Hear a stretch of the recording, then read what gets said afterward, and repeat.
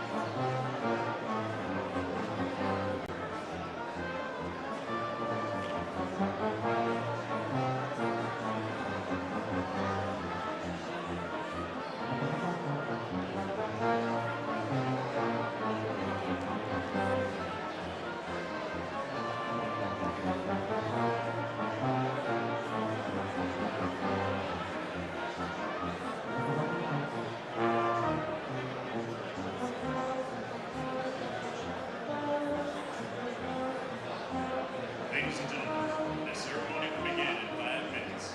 Please find your way to your seats and silence all electronic devices.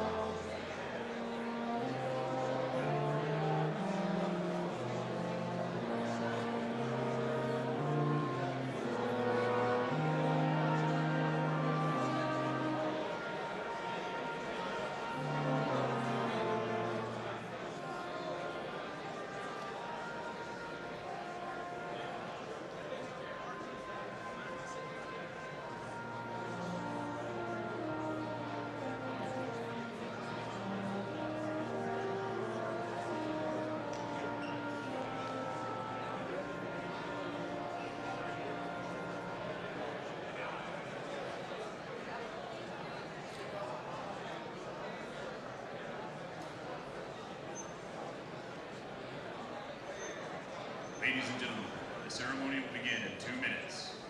Please make your way to your seats and silence all electronic devices.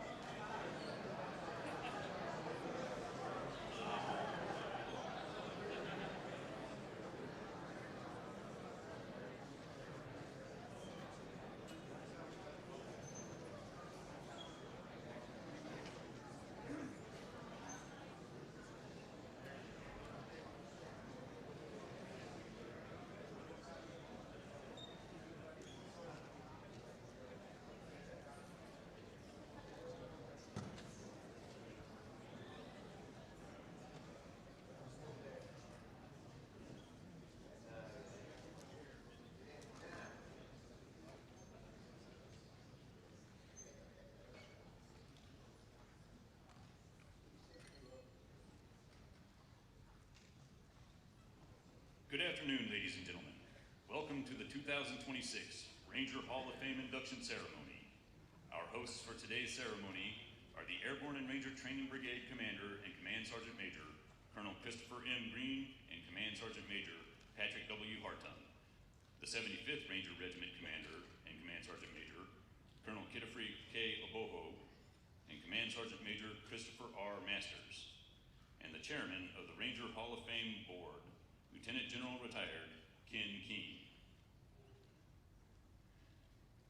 The Ranger Hall of Fame honors and preserves the legacy of America's most extraordinary Rangers and supporters of the Ranger community.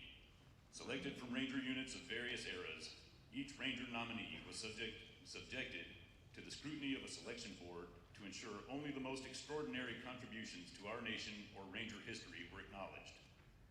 To be eligible for selection to the Hall of Fame, a person must have separated or retired from active military service. They must have served in a Ranger unit in combat or be a successful graduate of the United States Army Ranger School. Nominations were solicited from the Army Ranger Associations and members of the Ranger Hall of Fame. Particular care was taken to select this year's 12 extraordinary Rangers for induction into the Ranger Hall of Fame. Their endless list of significant contributions, selfless sacrifice, loyal service, and character stand as examples to all and are the fabric of the modern Ranger. Ladies and gentlemen, please stand for the arrival of the official party and remain standing for our national anthem and the invocation delivered by the ARTV chaplain, Chaplain Gil Price.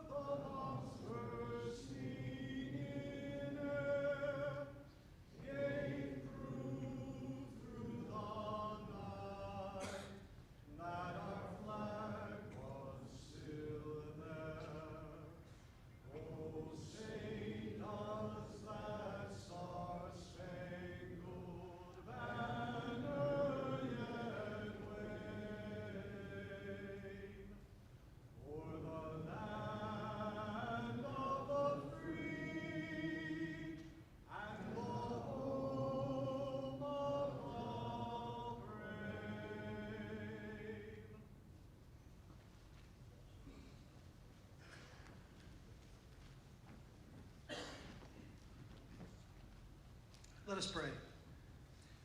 Almighty God, we gather here today to honor these titans who set the example for others to follow. We ask for your blessing upon the 2026 Ranger Hall of Fame induction ceremony, upon the men and women we honor today, and upon the families who have supported them. Lord, the inductees we celebrate today recognized their calling and stepped forward to serve their country.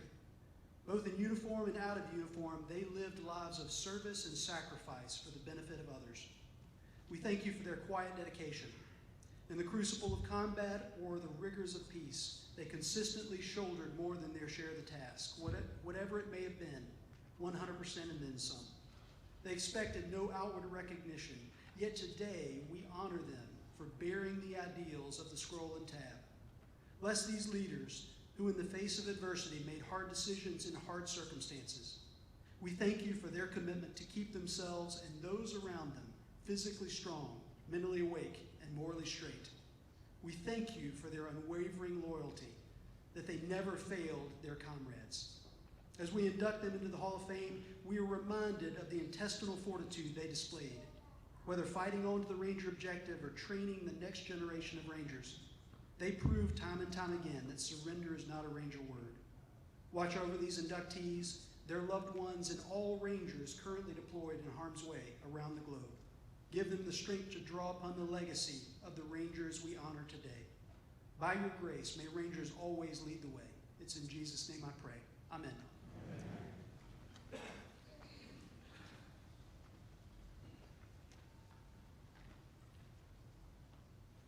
Please be seated.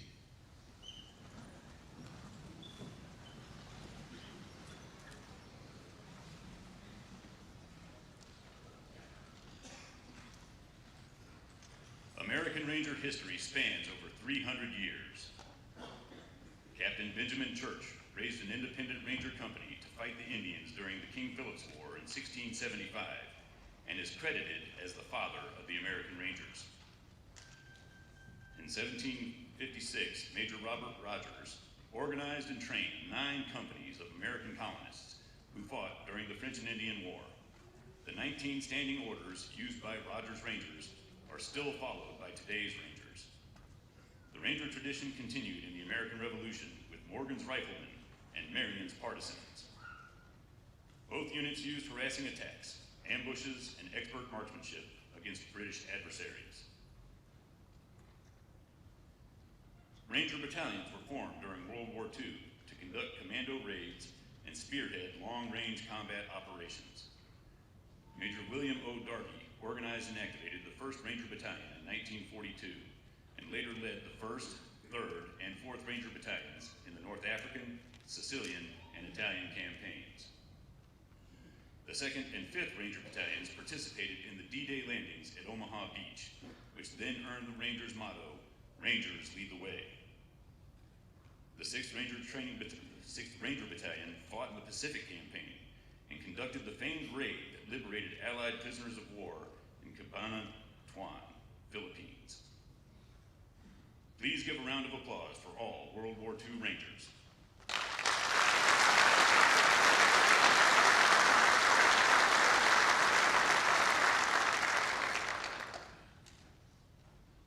Today's Rangers also trace their lineage from the 5307th Composite Unit Provisional and the 4th of the 75th Infantry.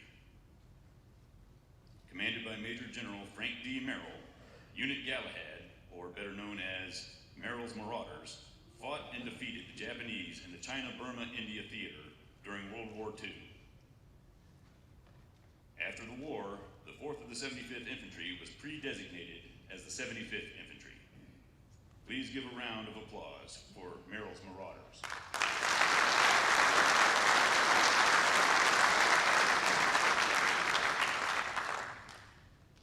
These Ranger units were deactivated at the end of World War II, but the need for Rangers quickly resurfaced during the Korean War. The Army formed 18 airborne Ranger companies, 17 of which trained in the United States, while 1 was in Japan. Committed to combat in the Korean Peninsula, these Ranger companies fought with distinction.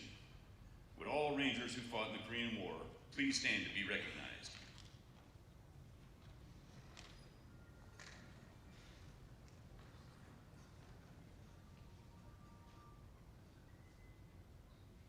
The Army deactivated the Airborne Ranger companies in September of 1951. The Army Chief of Staff, General J. Lawton Collins, directed that Ranger training be extended to all units in the Army. This overall objective sought to raise the standard of training in all combat units. In October 1951, the Army established the Ranger Department, whose mission was to train small unit infantry soldiers to the Ranger standard. The first Ranger class for individual candidates graduated on March 1st, 1952. Rangers were again called to serve their country during the Vietnam War as long-range reconnaissance patrol units. In 1969, the Army designated them as companies of the 75th Infantry Ranger. 14 Ranger companies served with valor and distinction in Vietnam. Would Rangers who fought in the Vietnam War Please stand to be recognized.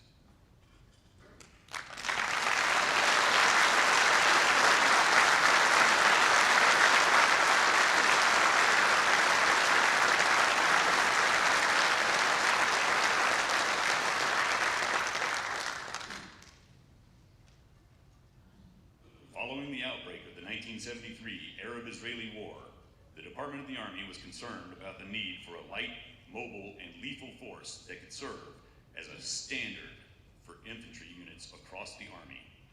General Creighton Abrams, then Chief of Staff of the Army, ordered the formation of the modern-day Ranger battalions with these words: "The Ranger Battalion is to be elite, light, and the most proficient infantry battalion in the world. A battalion that can do things with its hands and weapons better than anyone. Wherever the Ranger Battalion goes, it must be apparent that it is the best." Toward that end, the 1st Ranger Battalion, Ranger, 75th Infantry, was activated at Fort Stewart, Georgia on 20 August 1974. And the 2nd Battalion, Ranger, 75th Infantry, was activated at Fort Lewis, Washington on 1 October 1974. In 1984, the Department of the Army activated the 3rd Battalion, Ranger, 75th Infantry, and Headquarters and Headquarters Company, Ranger, 75th Infantry, received their colors on October 3rd, 1984 at Fort Benning, Georgia. The activation of the battalions and its parent headquarters marked both as a continuation of the Ranger lineage for the future, as well as a link to the Rangers' prestigious past. On 3 February 1986, the Secretary of the Army, John O. Marsh, Jr., redesignated the 75th Infantry to the 75th Ranger Regiment, thus establishing the Rangers as an enduring unit of the United States Army. On 1 November 1987, the Ranger Department reorganized into the Ranger Training Brigade and activated the 4th, 5th, and 6th Ranger Training Battalions. The Ranger Training Brigade later expanded with the activation of the 7th Ranger Training Battalion, but in 1995 returned to its original 3 battalions when the desert training phase was removed from the Ranger Course. In October 2014, the 1st Battalion, 507th Parachute Infantry Regiment, joined the Ranger Training Brigade to form the Airborne and Ranger Training Brigade. Due to the changing character of warfare and the need for an agile and sustainable Ranger force, the 75th Regimental Special Troops Battalion was activated on July 17, 2006. Additionally, the Regimental Military Intelligence Battalion was activated in June 2020 to recruit, train, develop, and employ highly trained and specialized Rangers to conduct full-spectrum intelligence, surveillance, reconnaissance, cyber and electronic warfare operations.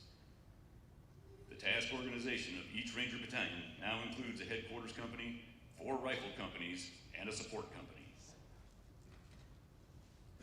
The men and women of the Airborne and Ranger Training Brigade and the 75th Ranger Regiment continue a tradition of Ranger excellence that began over 200 years ago. Through rigorous combat-focused training, the Ranger Course has provided Rangers to enhance the Army's ranks with tactically and technically proficient, supremely confident small unit leaders for over 50 years. The 75th Ranger Regiment provides the most potent and responsive strike force in the nation's arsenal. Always ready, able to fight anytime, anywhere, against any enemy, and defeat them. Rangers lead the way.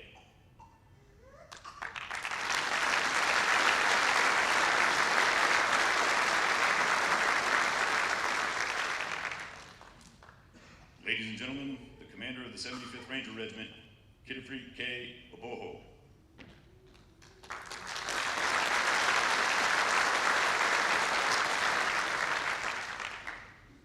So first of all, excuse me, I lost my voice this morning. But as I look at the audience, a lot of faces that I recognize from last night. What a great first class event, the Ranger Foundation, Ranger Legacy Foundation, and all of the folks who put that event together. I just want to say thank you. I also want to extend my thanks to Brandon Holden, who serenaded us with his guitar yesterday. Again, just a good event to bring the families together that preceded this one.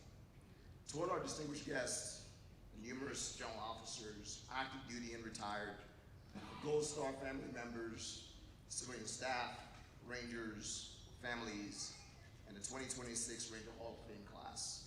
Good afternoon, and welcome back to Fort Benning, Georgia, the home of your Rangers. Today, we gather on this historic grounds of Marshall Auditorium to perform a duty as old as the profession of arms itself, to honor those who have set the standards for others to follow. Today, we induct a new class in the Ranger Hall of Fame. When we look at the names being added to the scrolls today, we're not simply looking at individual accomplishments. We're looking at a living history of Rangers, our Army, and our nation. So collectively, the class of 2026 represents more than 250 years of service. That's 2.5 centuries of leadership, 2.5 centuries of sacrifice, 2.5 centuries of Rangers answering our nation's call. Those years, they were not accumulated in comfort. They were earned through hard decisions, difficult deployments, long separations, and service in some of the most demanding environments on earth. The members of this class have served across generations of conflict. Some began their careers while the Iron Curtain still divided the world. Others helped lead the regiment through the transformation that followed after September 11th. Together, they served in conflicts spanning more than half a century. Vietnam, Grenada, Panama, to Desert Storm, Afghanistan, Iraq, and beyond. They fought our nation's wars, they led soldiers in combat, they shaped organizations, and in doing so, they shaped the word Ranger into one that today's youth are privileged to inherit.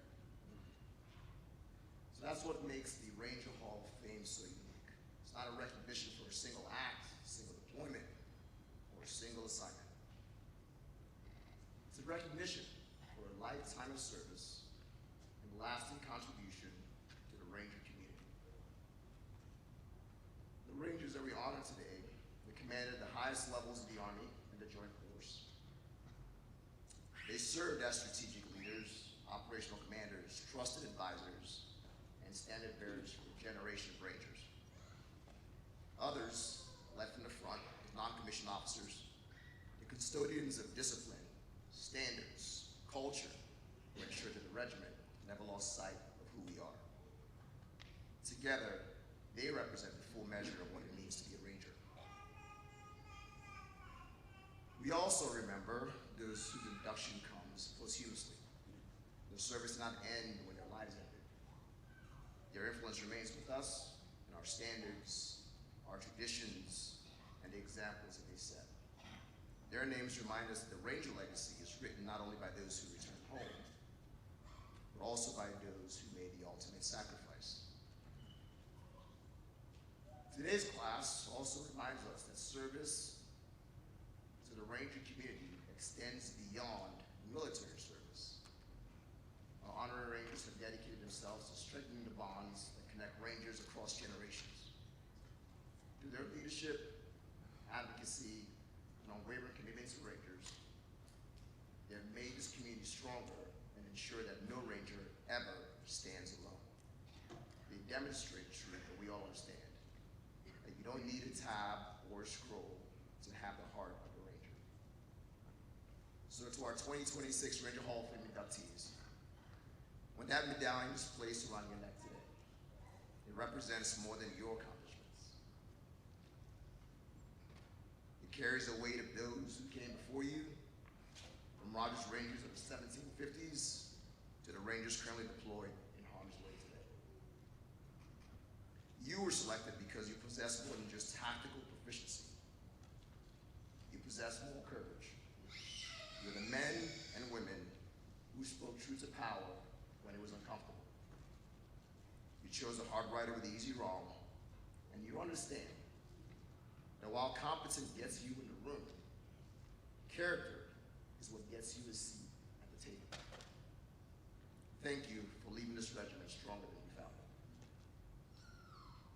And to the spouses, children, grandchildren, parents, and loved ones gathered today, you also lead this journey. You endured missed birthdays, canceled holidays, late night phone calls, and the uncertainty that comes with a life of service. You carried burdens that rarely appear on any award citation. They mattered just the same. So we often refer to our Ranger spouses, mothers and sisters as the women of Sparta. That's because the Spartan women were more educated, they were versed in politics, and they could wield the sword better than the Athenian counterparts. What I'm leading you towards here is the Battle of Thermopylae during the Greco-Persian War. This story was made popular by Stephen Pressfield in his book, Gates of Fire, and the movie 300.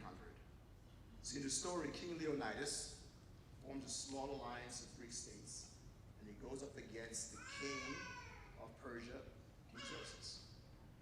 And if you remember the story quite well, King Leonidas was outnumbered 20-1 when they met at the Hot Gates. In this battle, King Leonidas would select 300 of his best to go up against King Xerxes. And many often wonder what criteria did King Leonidas use to select his 300. Many often think that the selection was based on the strength of their men. The reality is King Leonidas selected his 300 based on the strength of their women. He chose his 300 because he knew they would all perish at the gates of Thermopylae, going against an odds of 20-1. And he needed a force of women, mothers, sisters, spouses, who would not go quiet into the night, who would galvanize the population to stand against the Persians, who would ensure that a Pyrrhic victory was sustained by the Persians will be outdone and overcome by a new generation of Spartans. And that's exactly what happened. The Spartans would eventually come and win the day and defeat the Persians because of the strength of the women, the mothers, sisters, spouses. That's the legacy of our Ranger spouses. That's the legacy of the spouses of our Hall of Fame inductees. You honor us with your presence. I'm glad you're all here today. Thank you again for coming today. Rangers lead the way.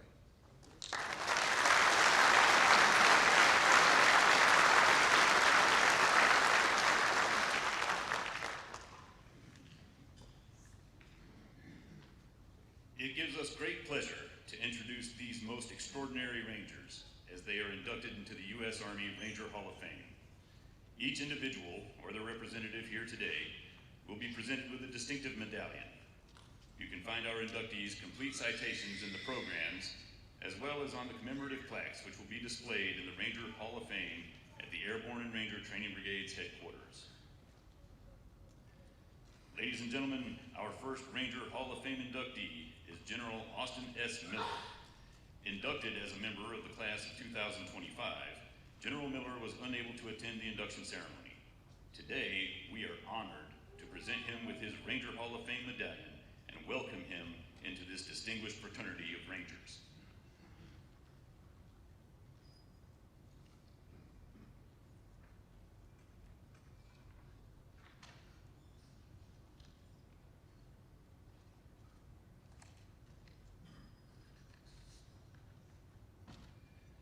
General Retired Austin Scott Miller retired in 2021 after more than 38 years in the United States Army.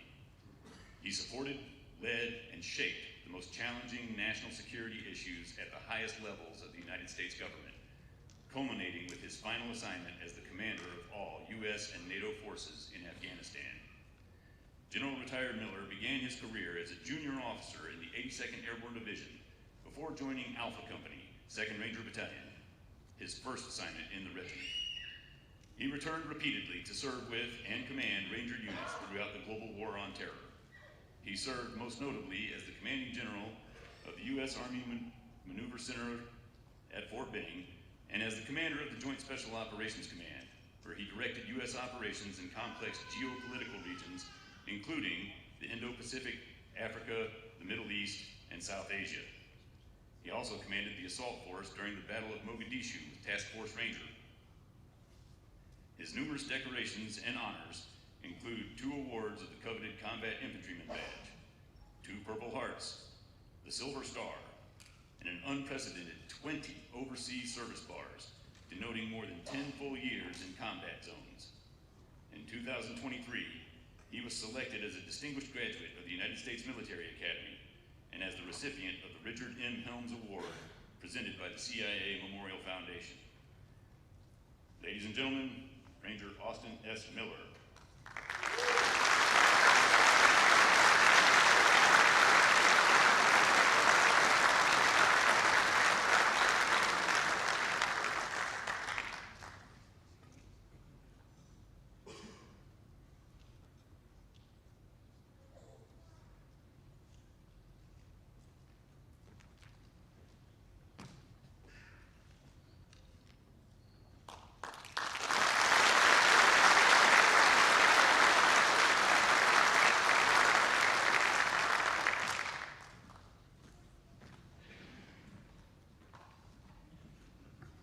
I've been to these before, so I'm going to try to keep my remarks short because it'll go for. First of all, to all the distinguished guests here, just know that I'm honored.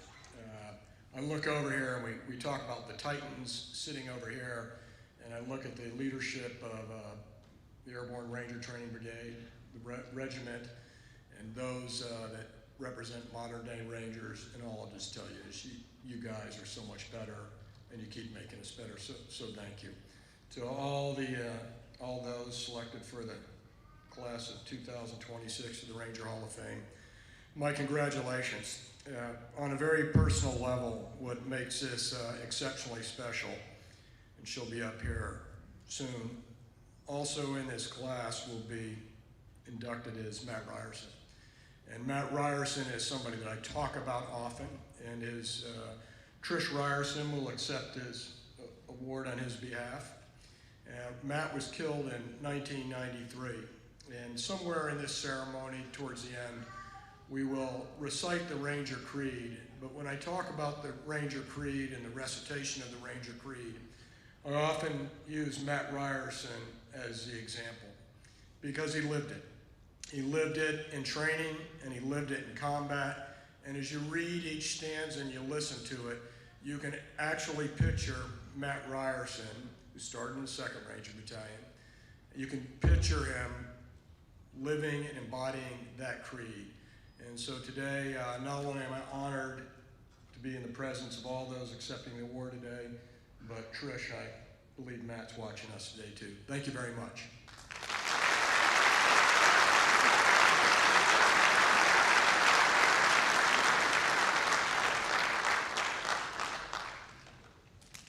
Ladies and gentlemen, our next inductee is General Daniel B. Allen. General Daniel B. Allen is a warrior leader whose 36-year career exemplified the Ranger ethos. As a captain serving in South Korea, he sought assignment to the 75th Ranger Regiment and quickly proved himself as commander of Company C, 1st Ranger Battalion. He led the night combat parachute assault to seize Torrijos Airport during Operation Just Cause. He later commanded 3rd Ranger Battalion, leaving an enduring mark on the regiment. In 2003, General Allen commanded the 3rd Brigade Combat Team, 3rd Infantry Division, during the invasion of Iraq. Bringing the Ranger ethos with him, he earned the Silver Star for gallantry and heroism during the march to Baghdad. As a general officer, he served as Chief of Staff and Deputy Commanding General of the 18th Airborne Corps, and deployed as Chief of Staff of Multinational Corps Iraq from 2008 to 2009. He later commanded the 1st Cavalry Division, while also serving as Commanding General of Combined Joint Task Force 1 and Regional Command East in Afghanistan.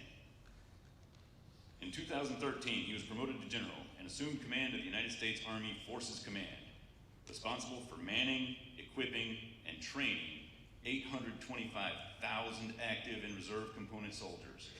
His distinguished career culminated as the 35th Vice Chief of Staff of the Army.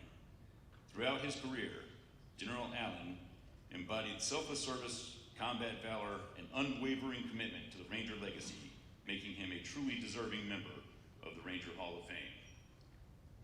Ladies and gentlemen, Ranger Daniel Allen.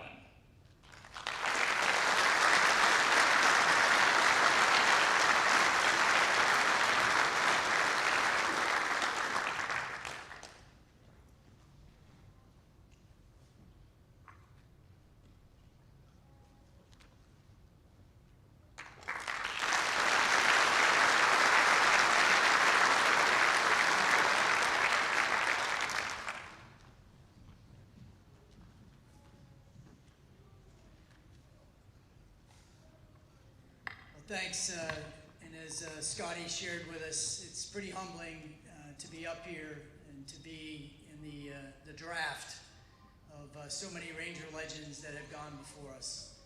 I'm feeling blessed, grateful, and incredibly humbled by this experience. Blessed first and foremost by the grace of God to be upright and breathing today and walking testimony that through Christ, all things are possible. I'm grateful to all the folks that make the realism of the Ranger Hall of Fame a reality and that honor so many Rangers past, present, and future by their commitment to this ceremony and the legacy of our Rangers past, present, and future.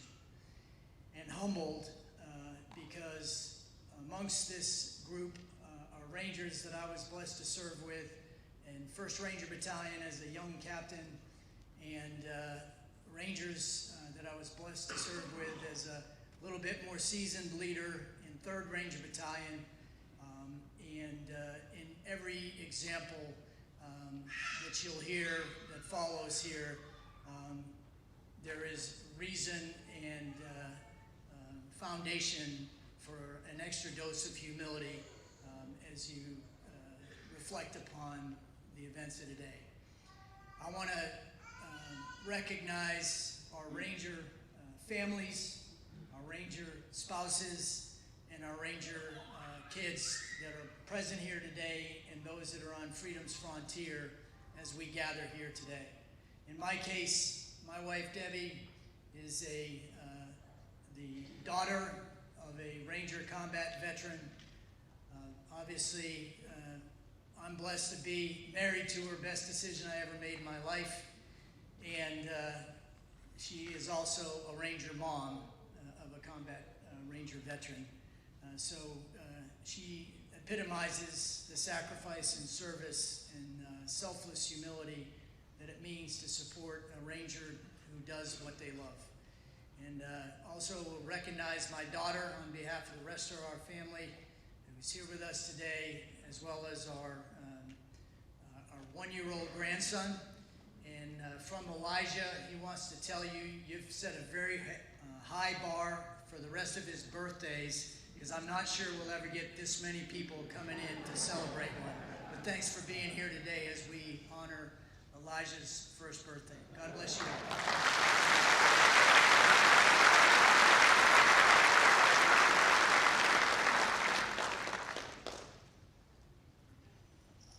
Ladies and gentlemen, our next inductee is Sergeant Major Colin M. Boley.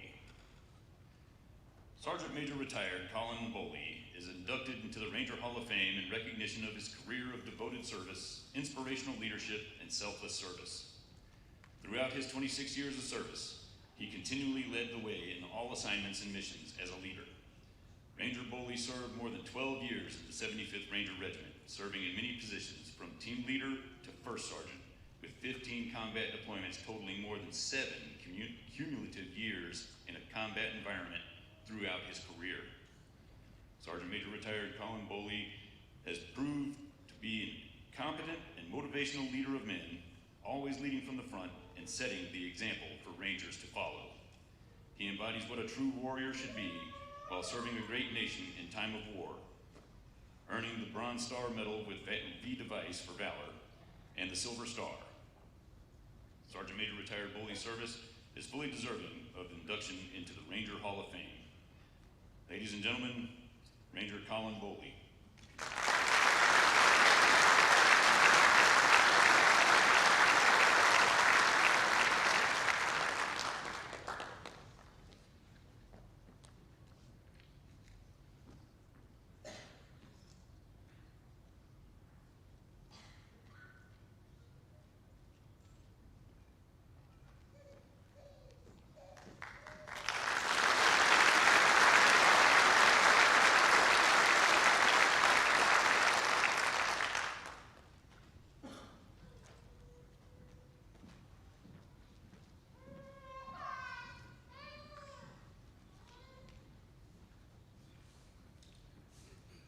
First, I want to thank and give a round of applause to Airborne Ranger Training Brigade and 75th Ranger Regiment for putting another world-class event.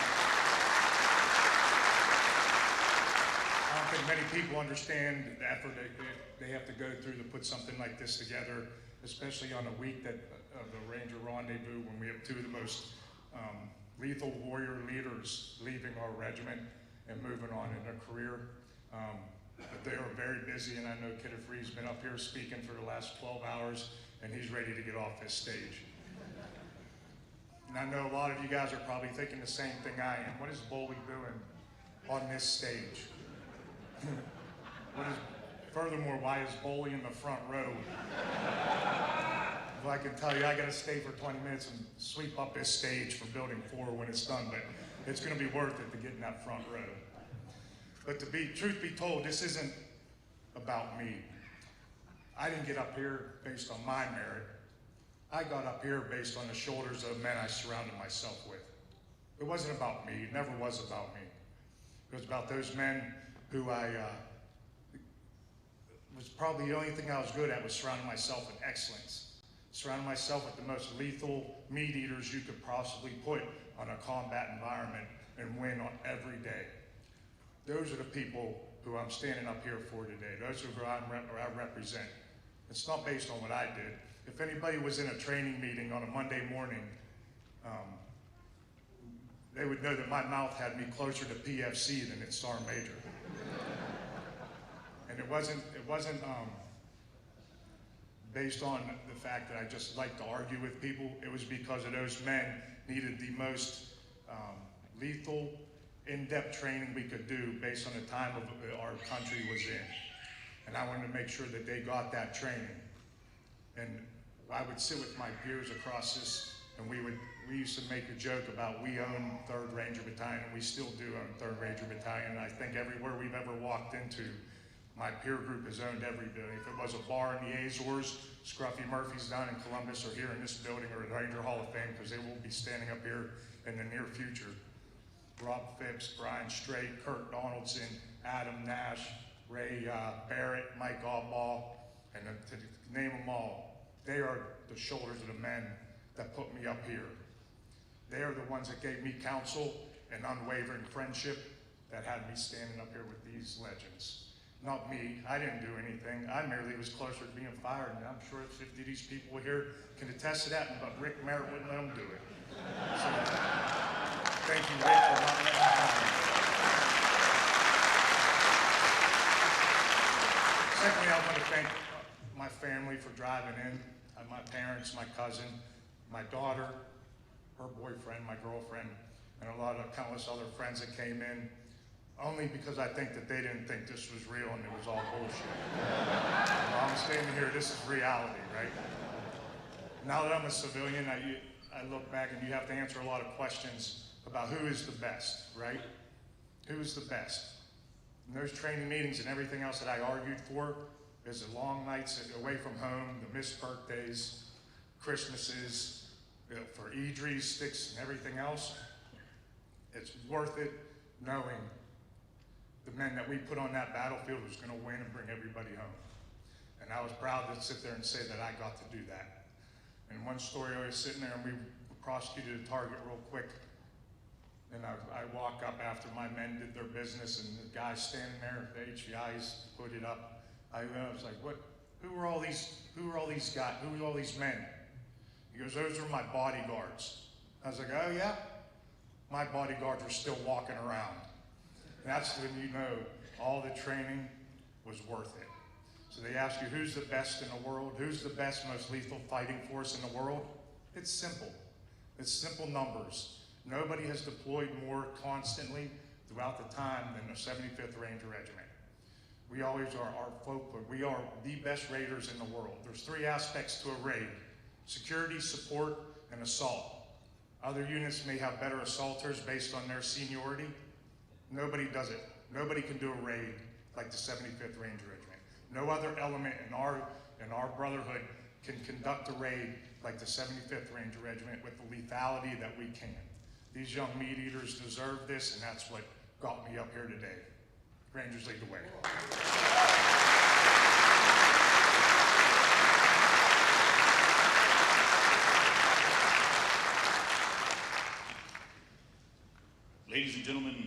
next inductee is Major General Clarence K.K. Chin.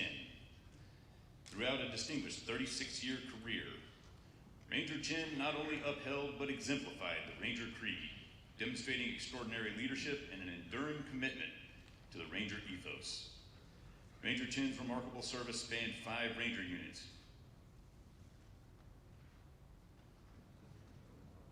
No.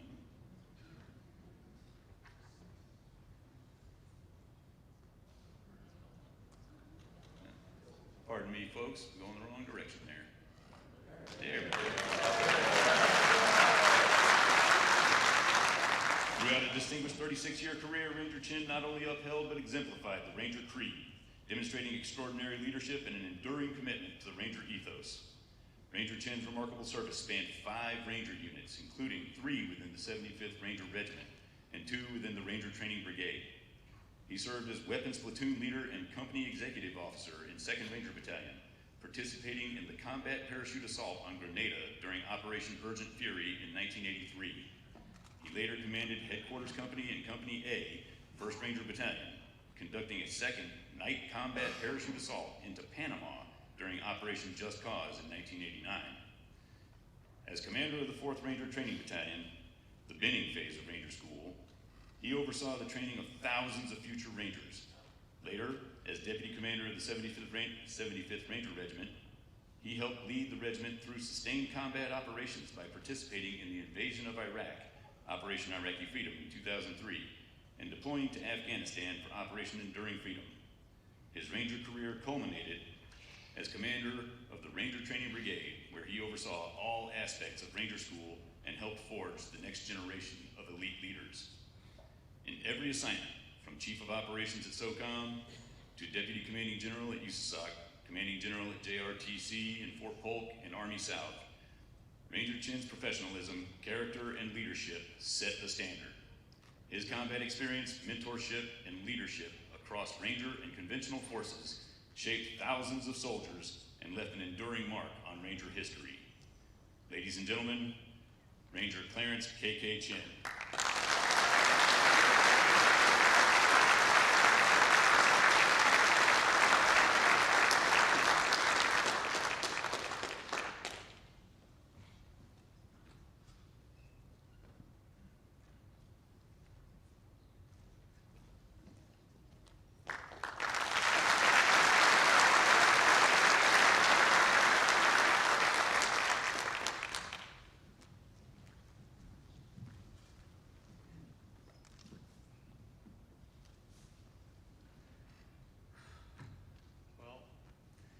I just tell you that this is very humbling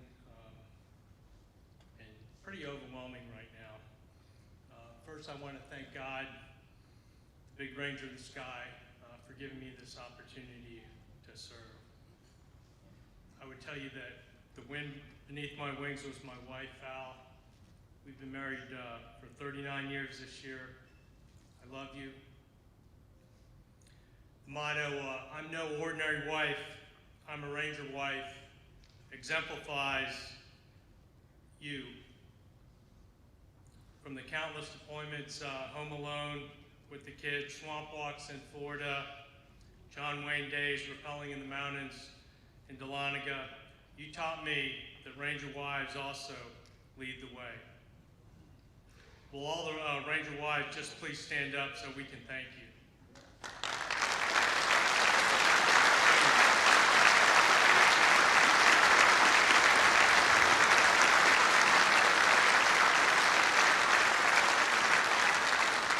I would just say you had the tougher task. We have lots of good memories here at Fort Benning. My 2 kids, Jared and Ashley, spent their formative years here at Fort Benning at doing the Malvesti obstacle course and rappelling down the tower at Hurley Hill, where Colonel Puckett now blesses us 24/7. Colonel Puckett promoted me to colonel in front of my kids at the Ranger Regimental Headquarters, and I'll never forget his wise words of wisdom he wanted me to pass along when I commanded the RTB. He said that Ranger School is the best life insurance for combat for you and the men you will lead. Don't let your men down.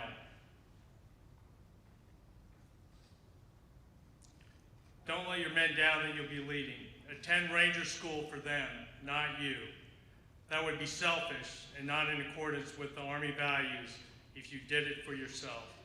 Do it for the soldiers that you will lead. Selfless service. My only desire was to serve the Ranger Regiment and the RTB well. It was an honor and a privilege to serve with my Ranger buddies in the Ranger Regiment, executing no-fail missions for our nation, with the country's prestige on the line, and also training Rangers for our nation, a national treasure and the best computer on the battlefield. I'm going to forget to recognize some of you personally, so I apologize up front, but please stand up if you served with me when I was in 275, 175, the Ranger Regiment, 4th Ranger Training Battalion, or the RTB or the Big Army. Please stand up, because I really want to thank you for your service.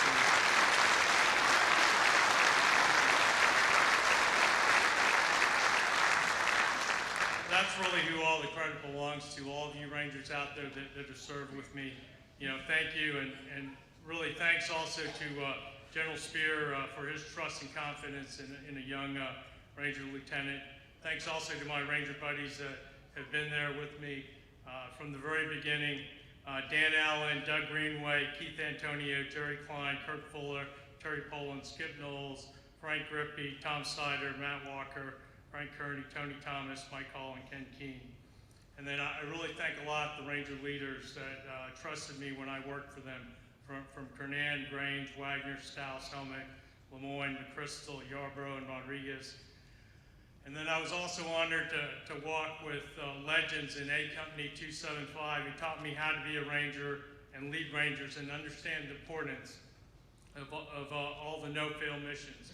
We had a great company commander in Frank Kearney, XO Tony Thomas, First Sergeant Luis Palacios, and then future Sergeant Majors Klein, Pickering, Yates, Poland, Gomez, Connolly, Leach, Russell, Nagy, and I think we'll never forget, or I know we'll never forget, in Grenada our fallen Sergeant Grenier, Sergeant Slater, and Doc Landon.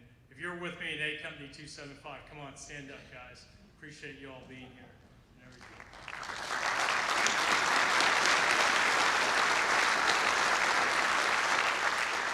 In 175, I learned how to lead from the front, set the standard always. You know, I'm always be in depth to Command Sergeant Major Mike Hall in A Company 175. The S3s, Brian Pentecost and Ken Keene, and all the fellow company commanders I had with Allen, Antonio, Fuller, Maffey, Cole, and Ritter. And I was just fortunate to have a whole bunch of great Rangers carry me there, from Bond, Etheridge, Harrison, Shell, Seabees, Turner, Nunley, Durkin, Cahill, Clark, and Doc Donovan, and PLs, Jenkins, and Burleson. And then I think I was very fortunate to go to the regiment and learn from the best in Votel, Nixon, Burge, Roberts, Kozlowicz, Reedesill, Rhodes, Merritt, and Tackett. At the 4th RTBN, it was an honor to serve with the Rangers over there, Floor, Phillips, Colondres, Kelso, Salvi, Kopp, and Tonsmeyer.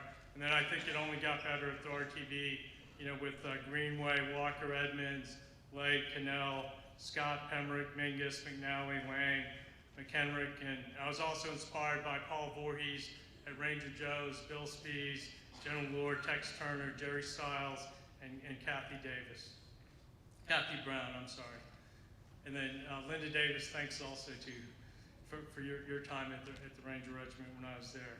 I think at the end of the day, it's all about the people you shared the journey with and the memories. So I apologize for taking your time running a bunch of names off at you, but we just have so much to be thankful, and I'd like you to do me a favor and call a Ranger leader today who made a difference in your life and thank him.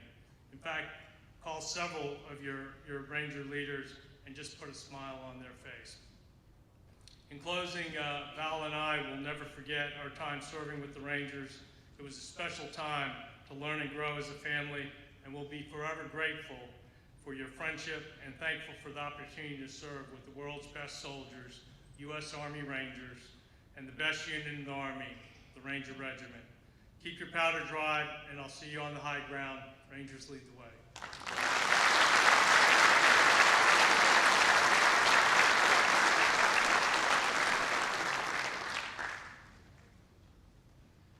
Ladies and gentlemen, our next inductee is Major Peter Denker. Major Denker graduated from West Point in 1969 and volunteered for service in Vietnam. In July 1970, he was assigned as a platoon leader with 1st of the 7th Cavalry. In December 1970, he reported to Hotel Company, 75th Infantry, Ranger, as executive officer. And from March 1971 to August 1972, he commanded Hotel Company. He subsequently completed his master's degree at Georgetown University en route to his final Army assignment, teaching and coaching football at West Point. His military decorations include the Silver Star, Purple Heart, Bronze Star Medal with V and 5 oak leaf clusters, Army Commendation Medal with V, and the Air Medal with V and 3 oak leaf clusters, and numerous other U.S. and foreign awards. After military service, Pete became a successful business owner while also serving as a congressional liaison for students seeking admission to West Point. He is a lifetime member of the United States Army Ranger Association and the 75th Ranger Regiment Association, where he held several board leadership roles. Pete regularly writes about Ranger history in Patrolling Magazine and The Saber. Over the years, he's hosted annual holiday events for local Gold Star families, organized several Moog Mile events, and has mentored transitioning and veteran Rangers through the Three Rangers Foundation. Whether leading a Ranger company in combat for 16 months, keeping the stories of Rangers alive for posterity, supporting Rangers, veterans, and veterans' causes, Ranger Denker has provided and continues to provide a lifetime of support for the Ranger community. Ladies and gentlemen, Ranger Peter Denker.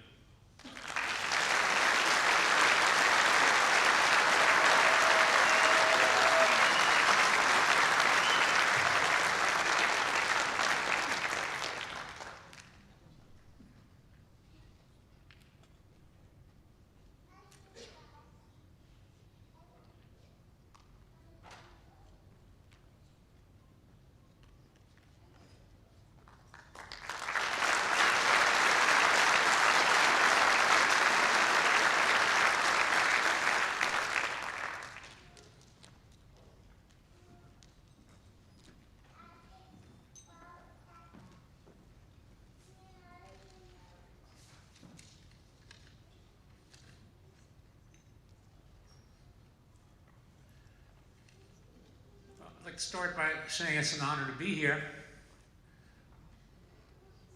And I'd also like to thank God for my wife and family who are here tonight. And as a note, my son and my nephew are also Rangers. And for my Hotel 75th and Echo 52nd brothers who made it home from the hell on earth that was Vietnam. I'd also like to honor the 40 that didn't make it home. And that number includes one who is still considered missing in action. And I'm hoping at some point we'll find a way to bring closure to his family and to us. I'll never forget the men of each company, their courage, their commitment to the mission, and their care, concern, and love for one another. These were life lessons then. Lessons that have accompanied me throughout my life, and lessons that were instrumental in the success that I've achieved. They are the reason why I continue to capture their stories in Patrolling, The Saber, and any other outlet I can find, so these incredible stories will not be lost with time. I'm proud that I was able to serve on the board of the 75th Ranger Regiment Association for 2 tours, and also work with the Three Rangers Foundation to ensure that Rangers in all phases of life have something to help guide them in the job world, and also in a VA environment that is not always easy to navigate. The goal, once they leave the regiment, is to help them succeed in whatever life calling they've chosen, and know that when needed, there are always reinforcements waiting and eager to help. It's this continuous involvement that makes the Ranger for Life concept meaningful and accessible to all that might need a helping hand. I'll close with a quick story. When I first arrived at the H Company compound, there was a large poster that featured Teddy Roosevelt's "Man in the Arena" quote, which I'm sure everybody is familiar with. If not, basically it's a tribute to courage, action, and service. But underneath was a simple sentence. There was no name attached to it, so I'm not really sure where it came from, when it was written, or who it was written by. But it's just as appropriate for today's Rangers as it was for us old Rangers. And you'll find it at the end of all of my articles. For those who fought for it, life has a flavor the protected will never know. Thank you.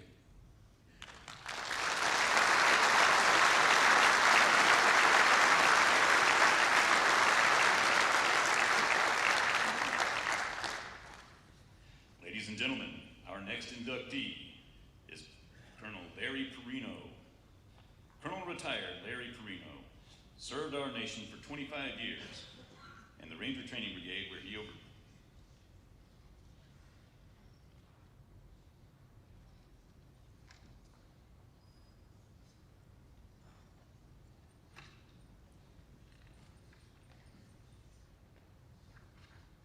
Colonel retired Larry Perino served our nation for 25 years and 5 months in a career defined by courage, leadership, and devotion to the Ranger Creed.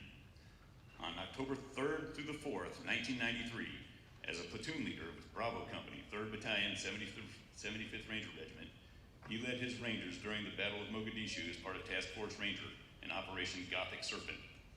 After Mogadishu, later widely known through Black Hawk Down, he served in Headquarters and Headquarters Company, 3rd of the 75th, as S3 Air and Assistant S3 for operations. In 1999, he assumed command of the Ranger Reconnaissance Detachment for the regiment. After additional special operations assignments and a combat tour in Iraq with the Stryker Battalion, he returned in 2007 to command the 6th Ranger Training Battalion at Ranger Camp Rudder, Eglin Air Force Base. From 2009 to 2010, he served as Group Chief of Staff for the Asymmetric Warfare Group, providing operational advisors to both Iraq and Afghanistan. From 2011 to 2012, he served in Afghanistan as a strategic planner, responsible for planning the initial drawdown of forces.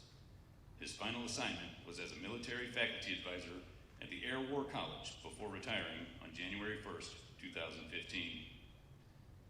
Since retirement, Colonel Perino has continued to mentor Rangers, support alumni organizations, and share lessons from combat with today's warriors. In 2021, he was awarded the Silver Star, presented in 2022 at Fort Benning, Georgia. Ladies and gentlemen, Ranger Larry Perino.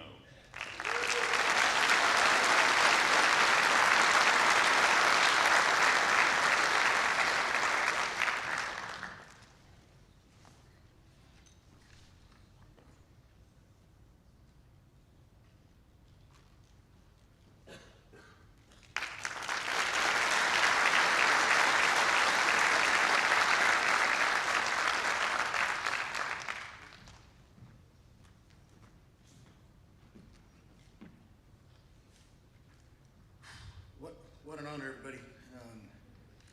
I'd have to say, it's a little stunning to be on stage, share with these warriors here, and I'm sure General Nixon will be able to give me some proper feedback how my remarks go. But I'd have to point out that it's definitely a little intimidating when I probably worked for half the people in this room at one point or another. But since I'm up here, it's all your fault. So.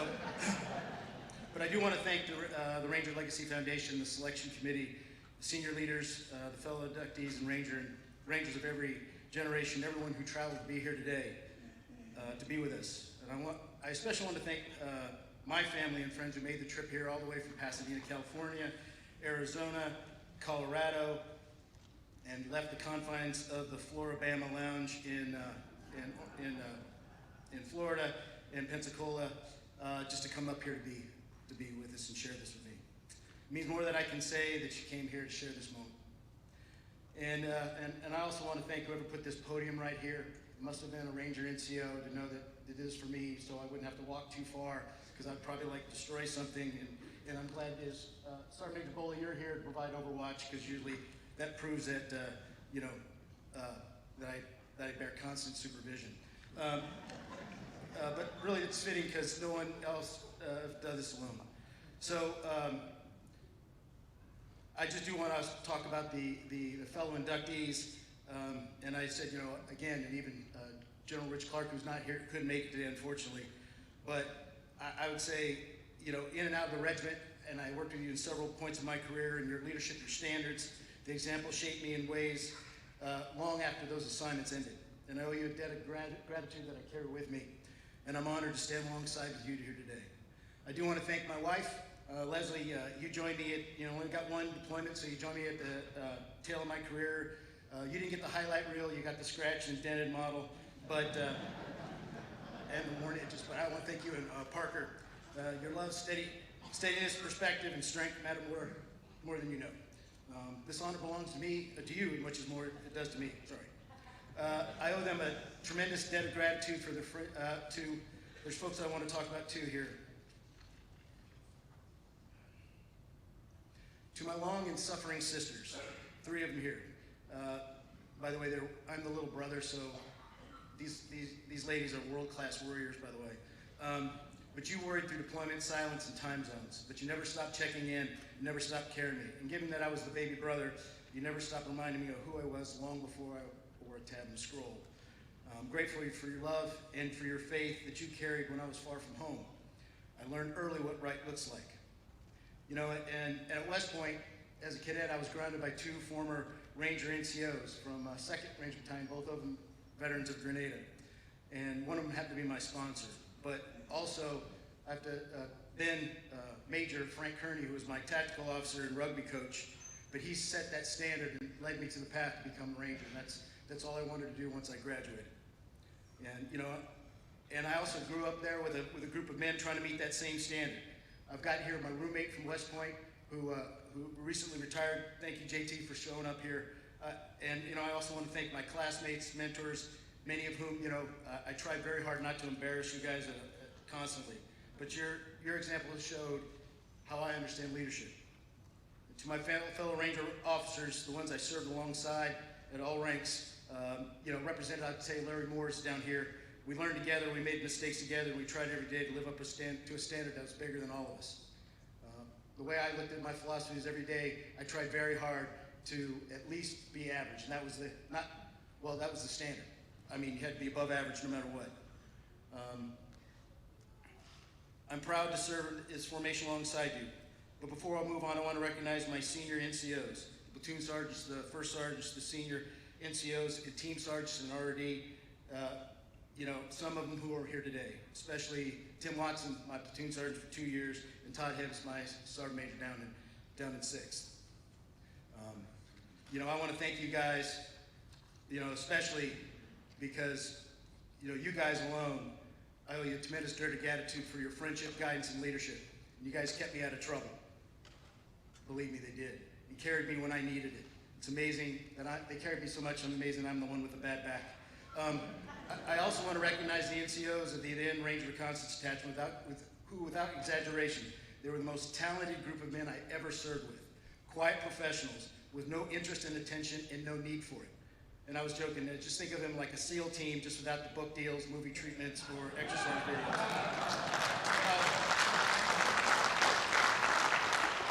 And to my fellow Rangers from every era, you know this truth better than anyone. No one stands in this hall alone.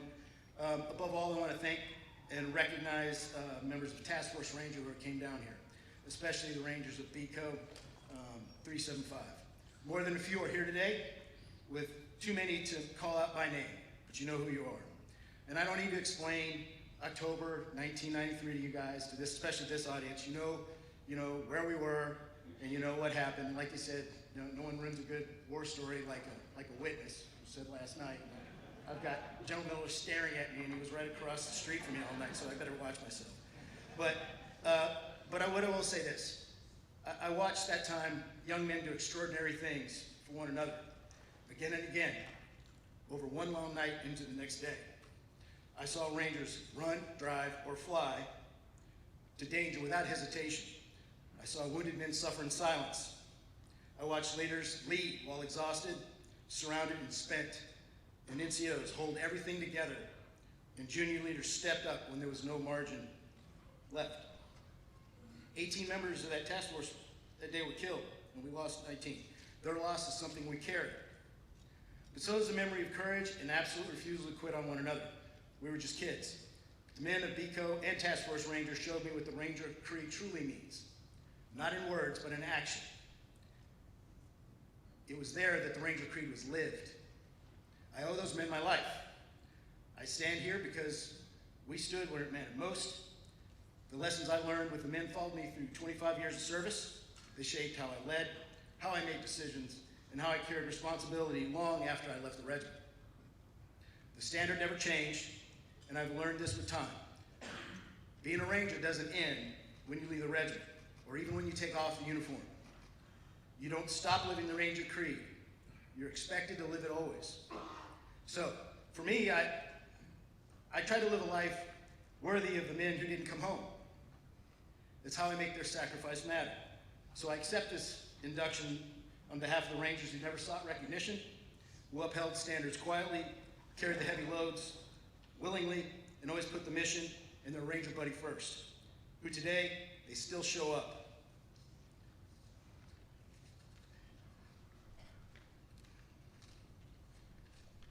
And what I really want to thank is, I accept this for them. Thanks. Rangers lead the way.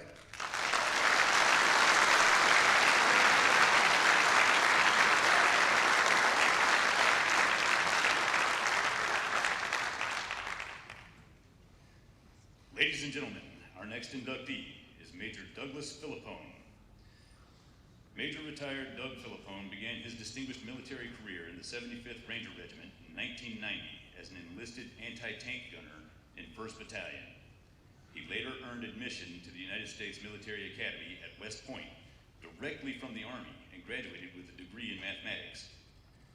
Doug returned to the 75th Ranger Regiment in 1999, serving as a rifle platoon leader and company executive officer in Charlie Company, 3rd Battalion. He later returned again to 3rd Battalion as Battalion S3 Air before taking command of Bravo Company. During his time in 3rd Ranger Battalion, Doug deployed 4 times to Afghanistan and Iraq.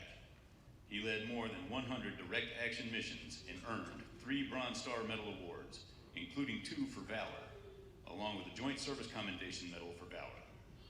Throughout his service, he embodied every stanza of the Ranger Creed. After company command, Doug became Battalion S3 for the Ranger Special Troops Battalion, where he further demonstrated exceptional versatility and professionalism through his ability to resource, train, and equip a battalion. Medically retired in 2008, Doug's post-military contributions have had an even greater impact on the regiment's lethality and effectiveness. He continues to advance defense technology in direct support of the regiment's mission. His service on the 3rd of the 75th Ranger Assistance Foundation Board, philanthropy for veteran support organizations, and mentorship of transitioning Rangers through the 3 Rangers Foundation reflect his enduring commitment to service and to living the Ranger Creed. Ladies and gentlemen, Ranger Douglas Philippone.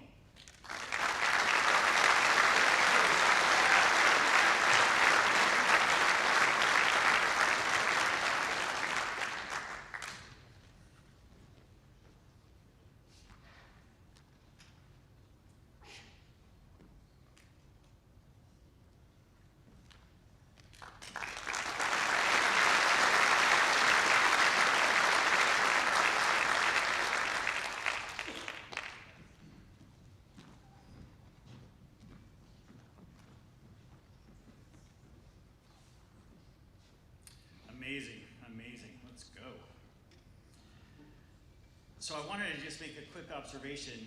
At least 3 of us up here are from BCO 375. I'm just saying. These are our best folks. But seriously, I wanted to offer a few notes on a general theme that you'll hear from all of us up here is the idea of surrounding yourself with people who are better than you, and how to keep that through your entire life. My fellow Rangers, families and friends of Rangers, and my fellow inductees. I stand before you today not as a man who believes he has arrived, but one who has repeatedly been lifted by the company he has kept. Early in my life, I had achieved real excellence in many areas, but I quickly learned how relative it all was in the Rangers. Every time I thought I had reached a new peak, I found myself exposed to an even higher level of excellence. That kept me humble, a little scared, and fully committed to showing up as my absolute self. I can say with sincerity that when I saw the list with Sergeant Major Boley, I was a little bit worried that he was going to bust my balls as soon as he saw me, and I had to show up. I had to show up as my best self. What I did deliberately throughout my life was surround myself with people operating at those next levels. I sought out units, teams, and circles where the standards were uncomfortably high. Because I had learned early that you do not rise to the level of your intentions, you rise or fall to the level of the group around you. When I entered the Rangers, that truth became impossible to ignore. Every day, I walked amongst giants. Men who simply refused to accept average performance from themselves or from the man next to them. I was not the best amongst them, not close. I was the one trying to keep up. And because the mean of that group was so high, I became better than I had any natural right to be. The group would not let you stay small. This is the lesson that I want every Ranger still wearing the uniform to carry with you as long after you leave. The groups you choose after will define you. Your circle of friends, and when the uniform comes off, you will gravitate towards the mean of those groups, towards their discipline or their drift, their excellence or their excuses. The choice of which mean you join is one of the few things in this life that you can actually control. There are many historic examples of this, including your mothers telling you not to hang out with Johnny because he's a shitbag.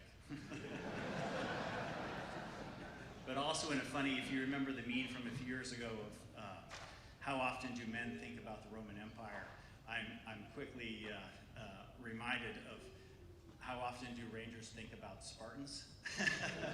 And so I was hilariously, Kit talked about this earlier, but I have a different obscure historic example. In ancient Greece, the Thebans understood this painful clarity. They were a smaller power living amongst the shadow of Sparta. They acknowledged masters of warfare and the standard bearers of Greek military excellence for generations. Rather than accepting their mean of being lower, the Thebans made a conscious decision. They created an elite formation known as the Sacred Band, 300 warriors organized into 150 pairs of companions. These men trained together daily, ate together, and fought as a single unbreakable unit. The bond between each pair was not an afterthought, it was a mechanism of excellence. No man in that formation could afford to falter, because to do so would disgrace the warrior beside him and betray the purpose that they all shared. The defense of their city and the assertion of the smaller disciplined force bound by trust and high standards could reshape the balance of power in Greece.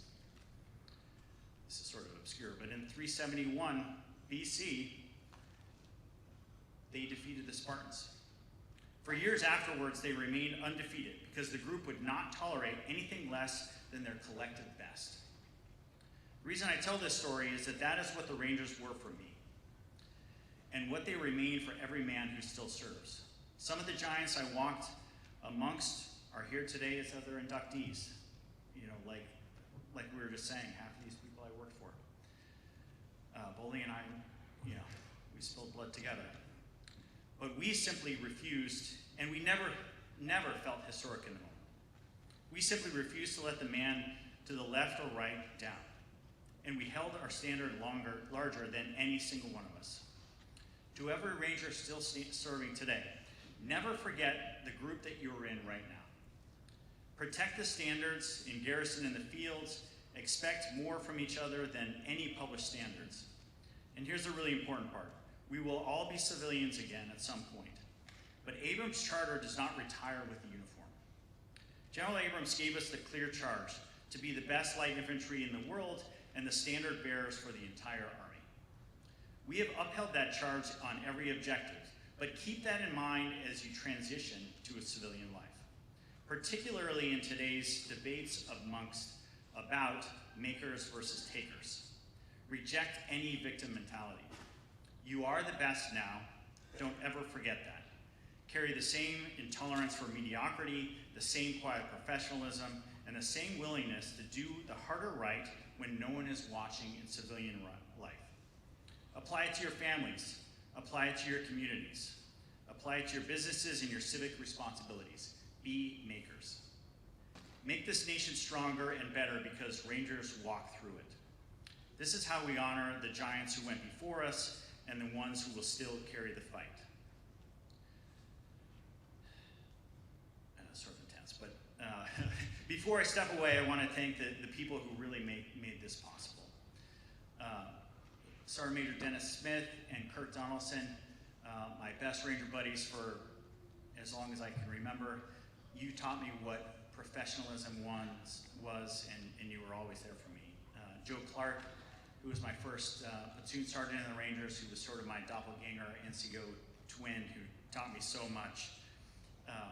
Adam Nash, I think I saw you earlier, one of the most professional NCOs I've ever met. It's also sort of an obscure story, but I don't even know if I told you this, but you saved my life one night. That little thing.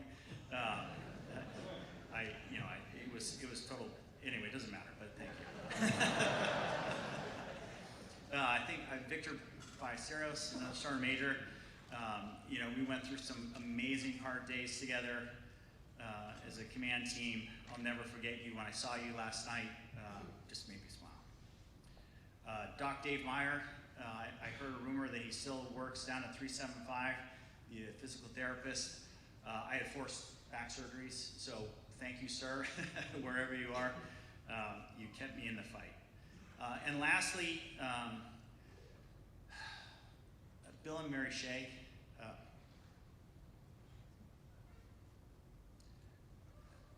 Parents of Tim Shea, love you. Thank you.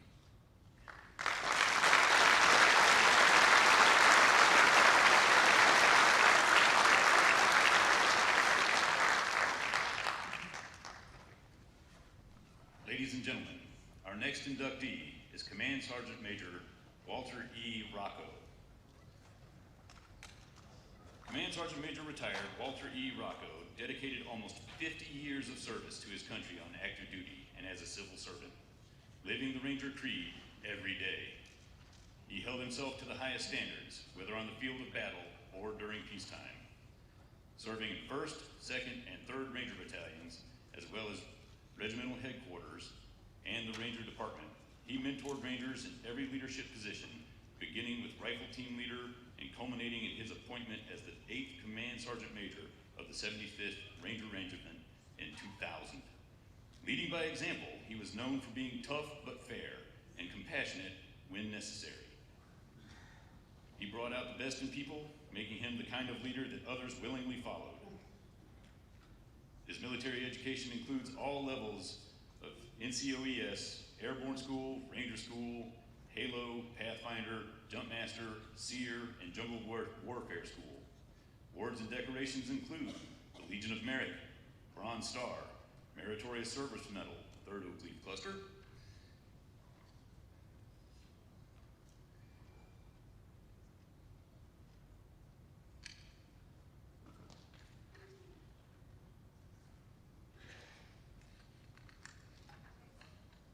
Army Commendation Medal, 3rd Oak Leaf Cluster, Army Achievement Medal, 4th Oak Leaf Cluster, and Army Good Conduct Medal, 10th Award. He participated in multiple combat operations, including Operation Urgent Fury in Grenada, Operation Just Cause, Panama, Operation Uphold Democracy, Haiti, and Operation Enduring Freedom, Afghanistan. Command Sergeant Major Rocco's life was marked by an unwavering commitment to faith, family, and country. His dynamic personality and direct approach to leadership inspired countless generations of soldiers and leaders through his unwavering commitment to the Army, the mission, and those with whom he served. Ladies and gentlemen, Ranger Walter Rocco. Here to represent Ranger Rocco is his wife, Laura Rocco.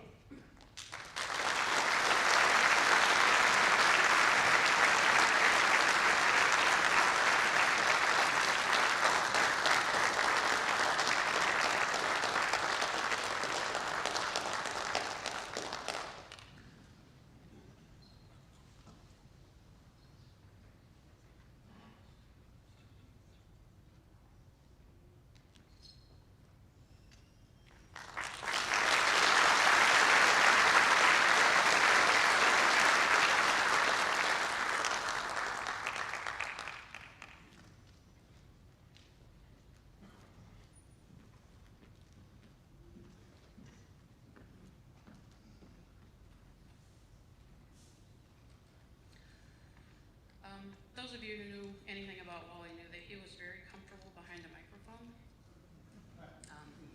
I am not, so bear with me. On behalf of our entire family, I would like to thank the Ranger Legacy Foundation for honoring Wally and all those others who are responsible. He would certainly feel humbled to be recognized among some of the greatest Rangers in history, many of whom he had the honor of serving with. He was never comfortable with accolades, but our entire family is very proud of him and his service. I am grateful to be here to accept for him today. Several family members are here also, including two of our children, Catherine and Jacob. Our sons, Aaron and Nathan, wanted to be here, but are unable to attend due to military responsibilities. I won't recount all of Wally's professional achievements here today. You can find that with a quick Google search. You might even find Wally stories on a forum or two, like the one involving the temporary relocation of a decommissioned pack howitzer belonging to a neighboring field artillery unit by an inebriated young Ranger with a red Ford F-150. But one thing Google won't tell you about Wally is that he loved being a Ranger and everything that entailed. He loved the training. He loved meeting challenges that required him to push himself to his limits. He loved having lifelong friends that had the same mindset and the brotherhood that comes from shared hardships. And he held a great reverence for his Ranger brothers who never made it home. When he graduated from Ranger School in '79, he had no clue where his career path would lead. And he certainly never dared to dream of one day becoming the Regimental Command Sergeant Major. But he did consider his last two assignments in the regiment to be the epitome of his career. He was genuinely sad when his time here came to an end. When we left Fort Benning for the last time in 2002, he had the opportunity to take a position closer to home in the middle of nowhere, Wisconsin. While there, he reactivated the 181st Infantry Brigade and was entirely mission-focused, planning and overseeing training of Reserve and National Guard units that train and mobilize through Fort McCoy. After retiring from active duty in 2007, he went right back to work at the brigade as the Deputy Chief of Mobilization Operations. He believed that with knowledge comes great responsibility, and he had the unique opportunity as a federal civilian to use his vast knowledge and experience to shape and enhance soldier training for another 17 years. And there are a few other things the internet won't tell you about Wally. When people first met Wally, they either really liked him or they really didn't. And that was usually determined by how or where they first encountered him. But his easy smile and robust laugh usually won people over pretty quickly. He didn't play politics. What you saw was what you got. He was a great leader at work, but off duty, he wasn't Sergeant Major. He was just Wally. He didn't consider himself better or more important than anyone else. His job was his job, and most people, other than those he worked with, had no idea exactly what he did at work, even most of his family. He lived the Ranger Creed daily and was committed to excellence. He always taught that you do things the right way or not at all. Being a Ranger, as you well know, isn't something you have commit to.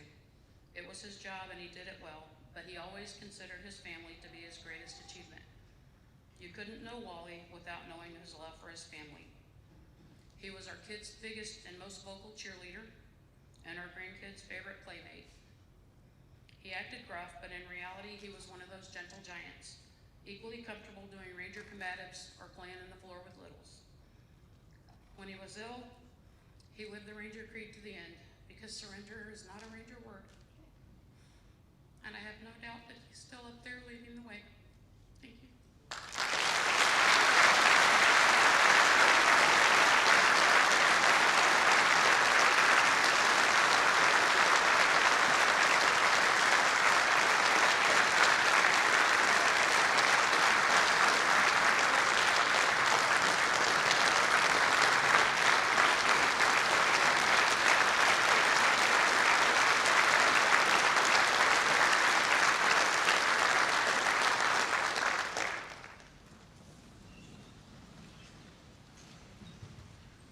Ladies and gentlemen, our next inductee is Sergeant First Class Matthew L. Ryerson.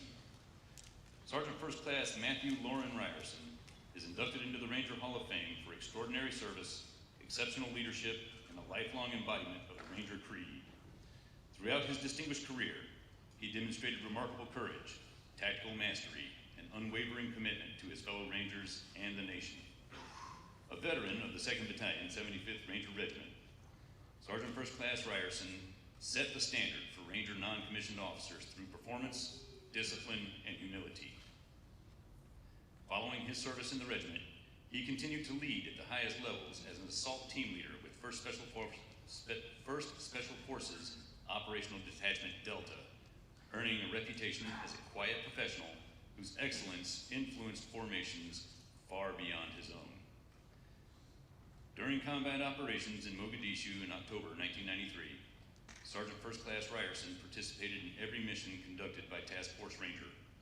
Over the course of October 3rd and 4th, he led his team during the initial assault, secured assigned objectives, and repeatedly fought through intense enemy fire to escort detainees and reinforce isolated friendly forces. His leadership, courage, and calm presence under fire provided critical relief to exhausted assault elements engaged in prolonged combat. For his actions, Matt was posthumously awarded the Silver Star. Sergeant First Class Ryerson's legacy endures through the Rangers he inspired, the standards he set, and the example he provided of what it means to move further, faster, and fight harder. His induction into the Ranger Hall of Fame honors a Ranger whose life and service reflect the highest traditions of the regiment and the United States Army. Ladies and gentlemen, Ranger Matthew Ryerson. Here to represent Ranger Ryerson is his wife, Trish Bevitt Ryerson.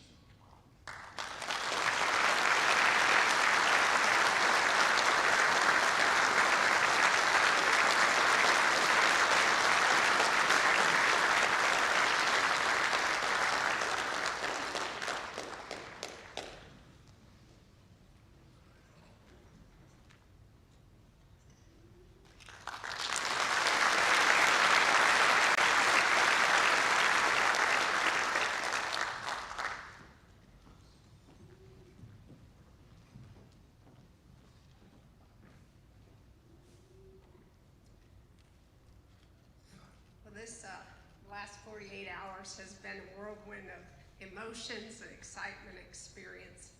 And I'd like to just tell you a little bit about my late husband, Matt Ryerson. Matt and I were high school sweethearts. We grew up in a small town in Nevada, Iowa. It was a rural farming community where everybody knew just about everybody. Matt displayed leadership skills even back then. He was a co-captain of both the varsity football and wrestling teams. He was intelligent, he had a good sense of humor, he could read people, motivate people, and if you were a friend, he had your back always. Upon graduation in 1979, we headed off to community college together. My goal was to boost my GPA for grad school. Matt's goal was to continue playing football. After Matt received his associate's degree, he wasn't really sure what he wanted to do, so he moved back home and started working.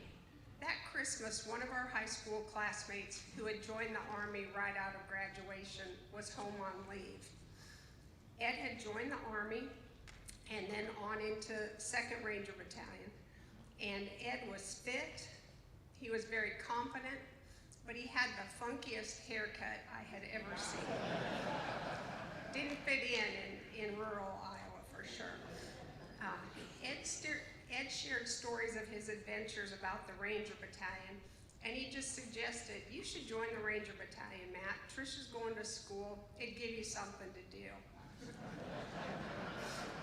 The next day, when Matt started talking about joining the Ranger Battalion, I just looked at him and I said, now you know Ranger Battalion's in the Army, right?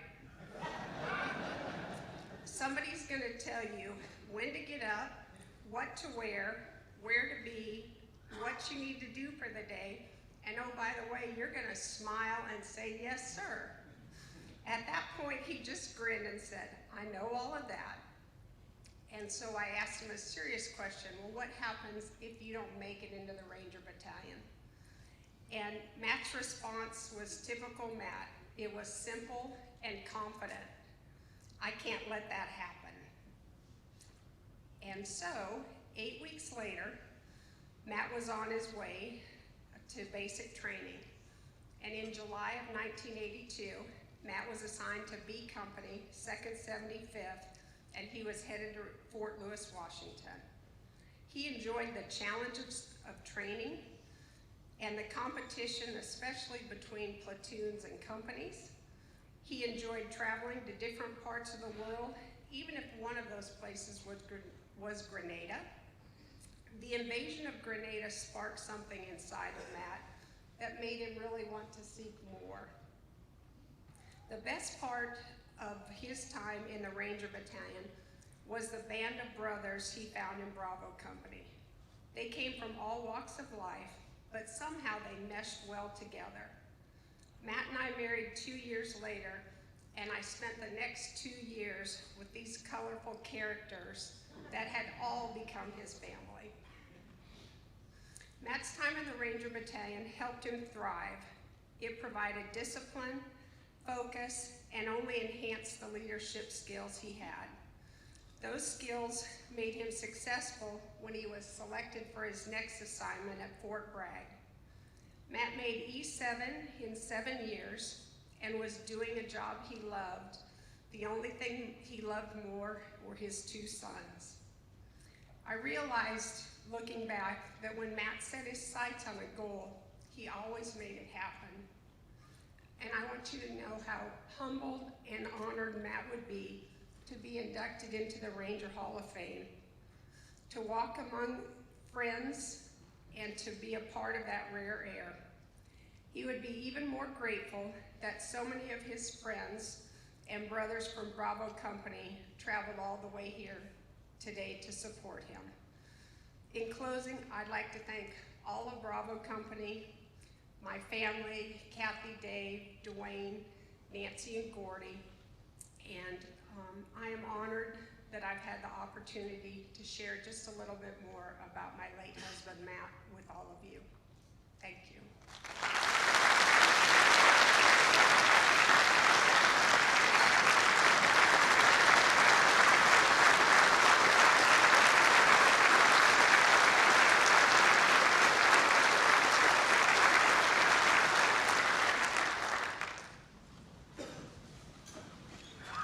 Ladies and gentlemen, our next inductee is General Stephen J. Townsend.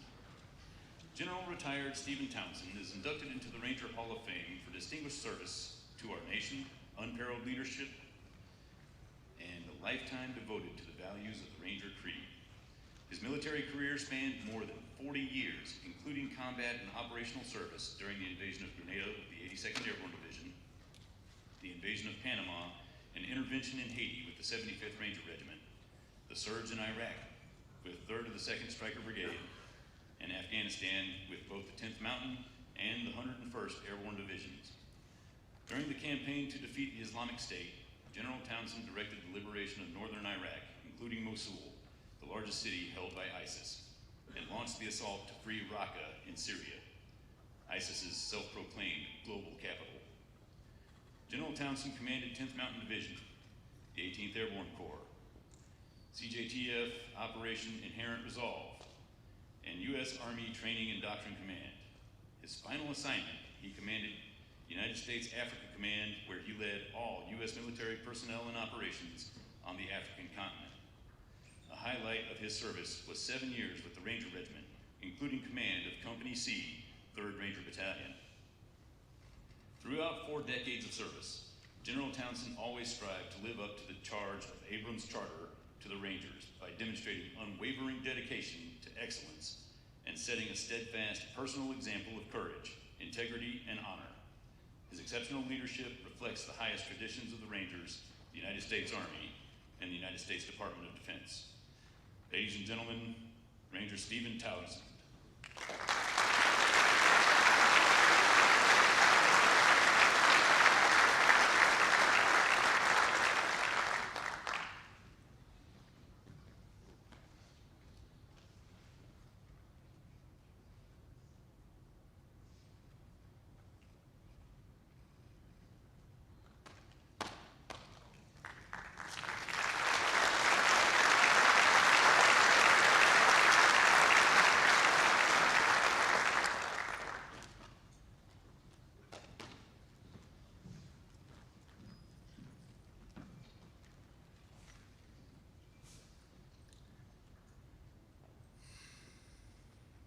To those who made this choice, this decision, thank you. It's humbling. Ranger standards, the ethos of the Ranger Creed, the expectations of Abrams' charter were the foundation of the soldier I became. I was exposed to these foundational principles at an early age. When I first reported to my first unit, my company commander, my battalion commander, and my brigade commanders were all veterans of the Ranger Regiment and the Ranger Training Brigade. That's Abrams' charter in action. I received great leader development as a young officer, but it wasn't until I came to the Ranger Regiment where I truly learned how to conduct intense, realistic, high-risk training, and to do so safely, and how to lead soldiers that wanted, expected, demanded such training and leadership. I learned that from too many Ranger leaders to name, many of whom are on the stage and in this room. I want to thank them for making me a better soldier, leader, and man. I want to thank my own lady of Sparta, Melissa, for commanding the Townsend Rear Detachment for over 40 years, and for raising both our 2 sons, who both became Rangers, largely without intervention from me. When it was, probably mostly unhelpful. I'm really humbled and grateful for this selection. Thank you, Ranger Leader.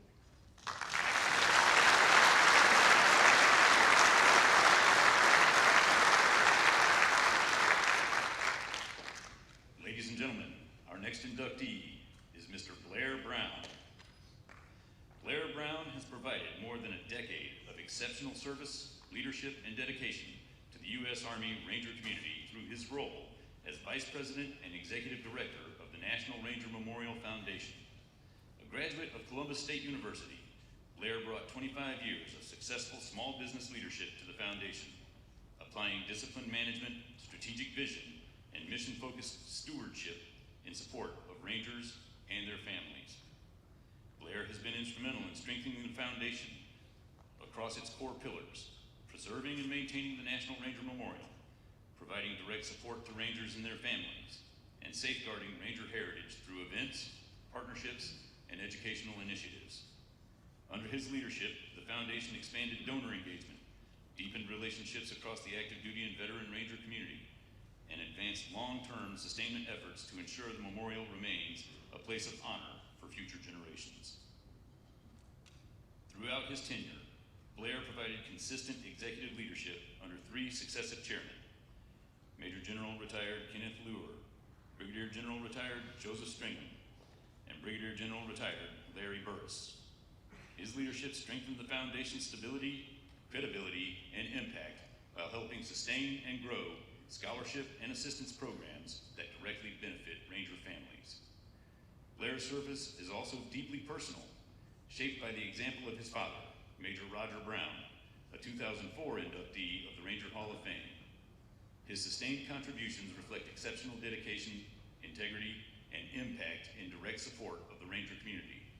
For these reasons, Blair Brown merits induction into the U.S. Army Ranger Hall of Fame as an honorary member. Ladies and gentlemen, Mr. Blair Brown.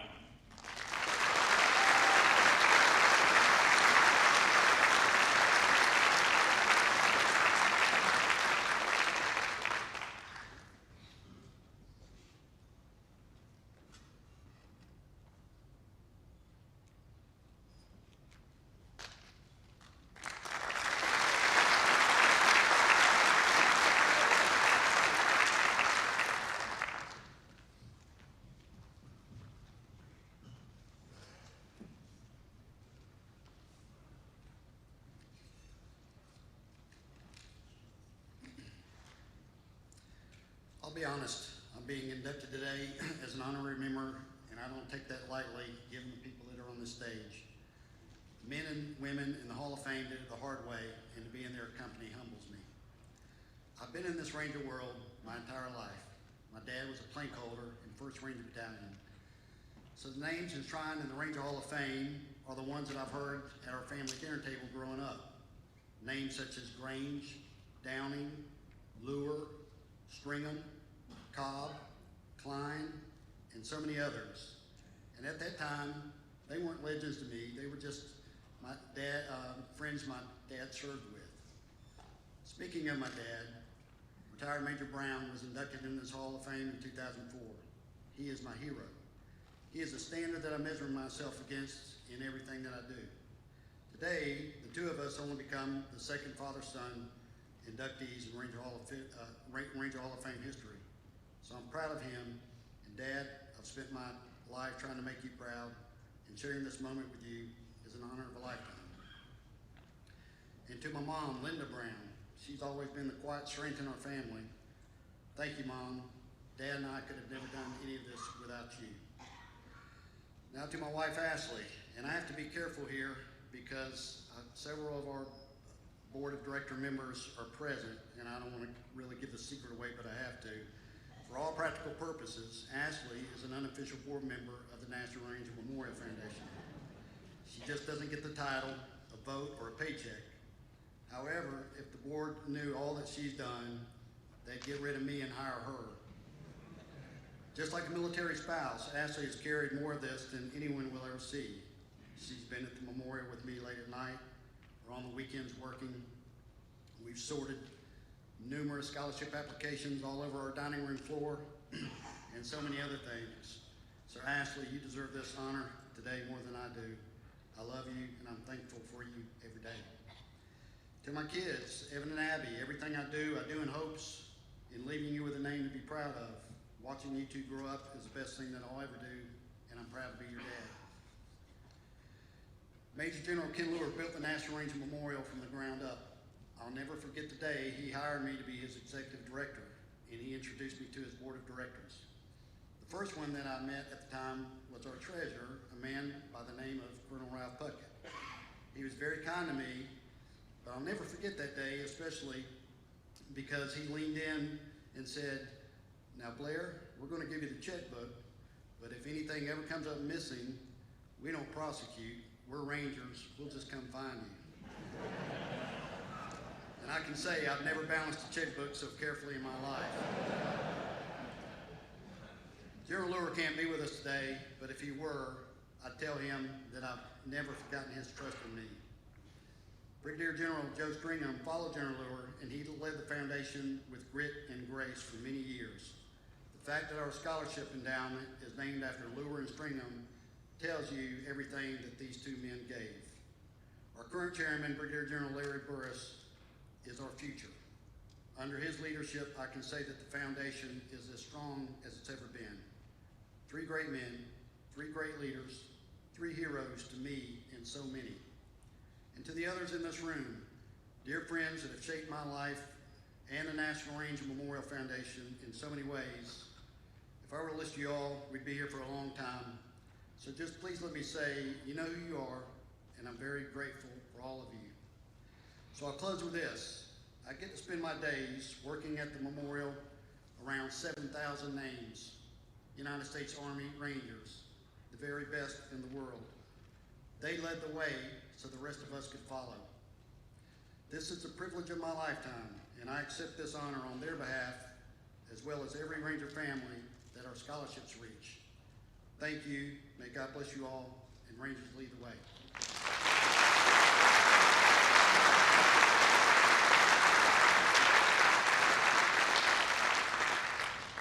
Ladies and gentlemen, our next inductee is Mrs. Candace Bryant. Candace Bryant is inducted into the Ranger Hall of Fame as an honorary member in recognition of her extraordinary contributions to the Ranger community. A distinguished nonprofit leader and steadfast advocate, she has contributed nearly 3 decades of experience in development, operations, and stakeholder engagement within and for the Ranger community. Bryant has served with unwavering dedication, consistently giving 100% and then some. Her selfless service, disciplined work ethic, and commitment to excellence embody the spirit of the Ranger Creed. She has played a vital role in some of the community's most significant initiatives, contributing to the enduring success of the Best Ranger competition, the Ranger Hall of Fame, and numerous activities and organizations that honor and support Rangers and their families. Through her efforts, she has become a trusted connector and tireless champion within one of the nation's most respected military communities. As president of the Ranger Legacy Foundation, Mrs. Bryant leads the vision and development of the Ranger Legacy Center, a once-in-a-lifetime transformative initiative dedicated to preserving the history and inspiring future generations of the values and enduring legacy of our Rangers. A lifetime member of the United States Army Ranger Association, she has received numerous honors, including the Order of St. Maurice, Civis, Honorary Distinguished Member of the Ranger Training Brigade, Honorary Member of the Army National Guard 143rd Infantry Regiment, and Kentucky Colonel. Candace Bryant's leadership, service, and enduring impact reflect great credit upon herself and the Ranger community. Ladies and gentlemen, Ms. Candace Bryant.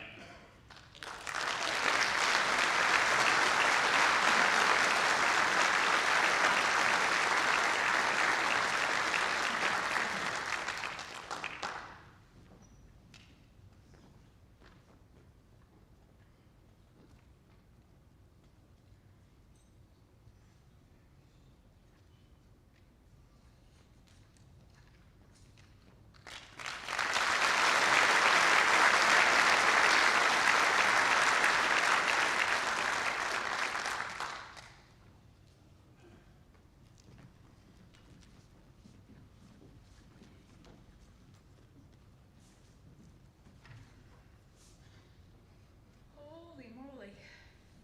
I mean, how did I get the short straw? Go last after all of this? I say, my words for that is, sweet baby Jesus. Let me start with, thank you, Lord. Rangers lead the way, but Jesus is the way.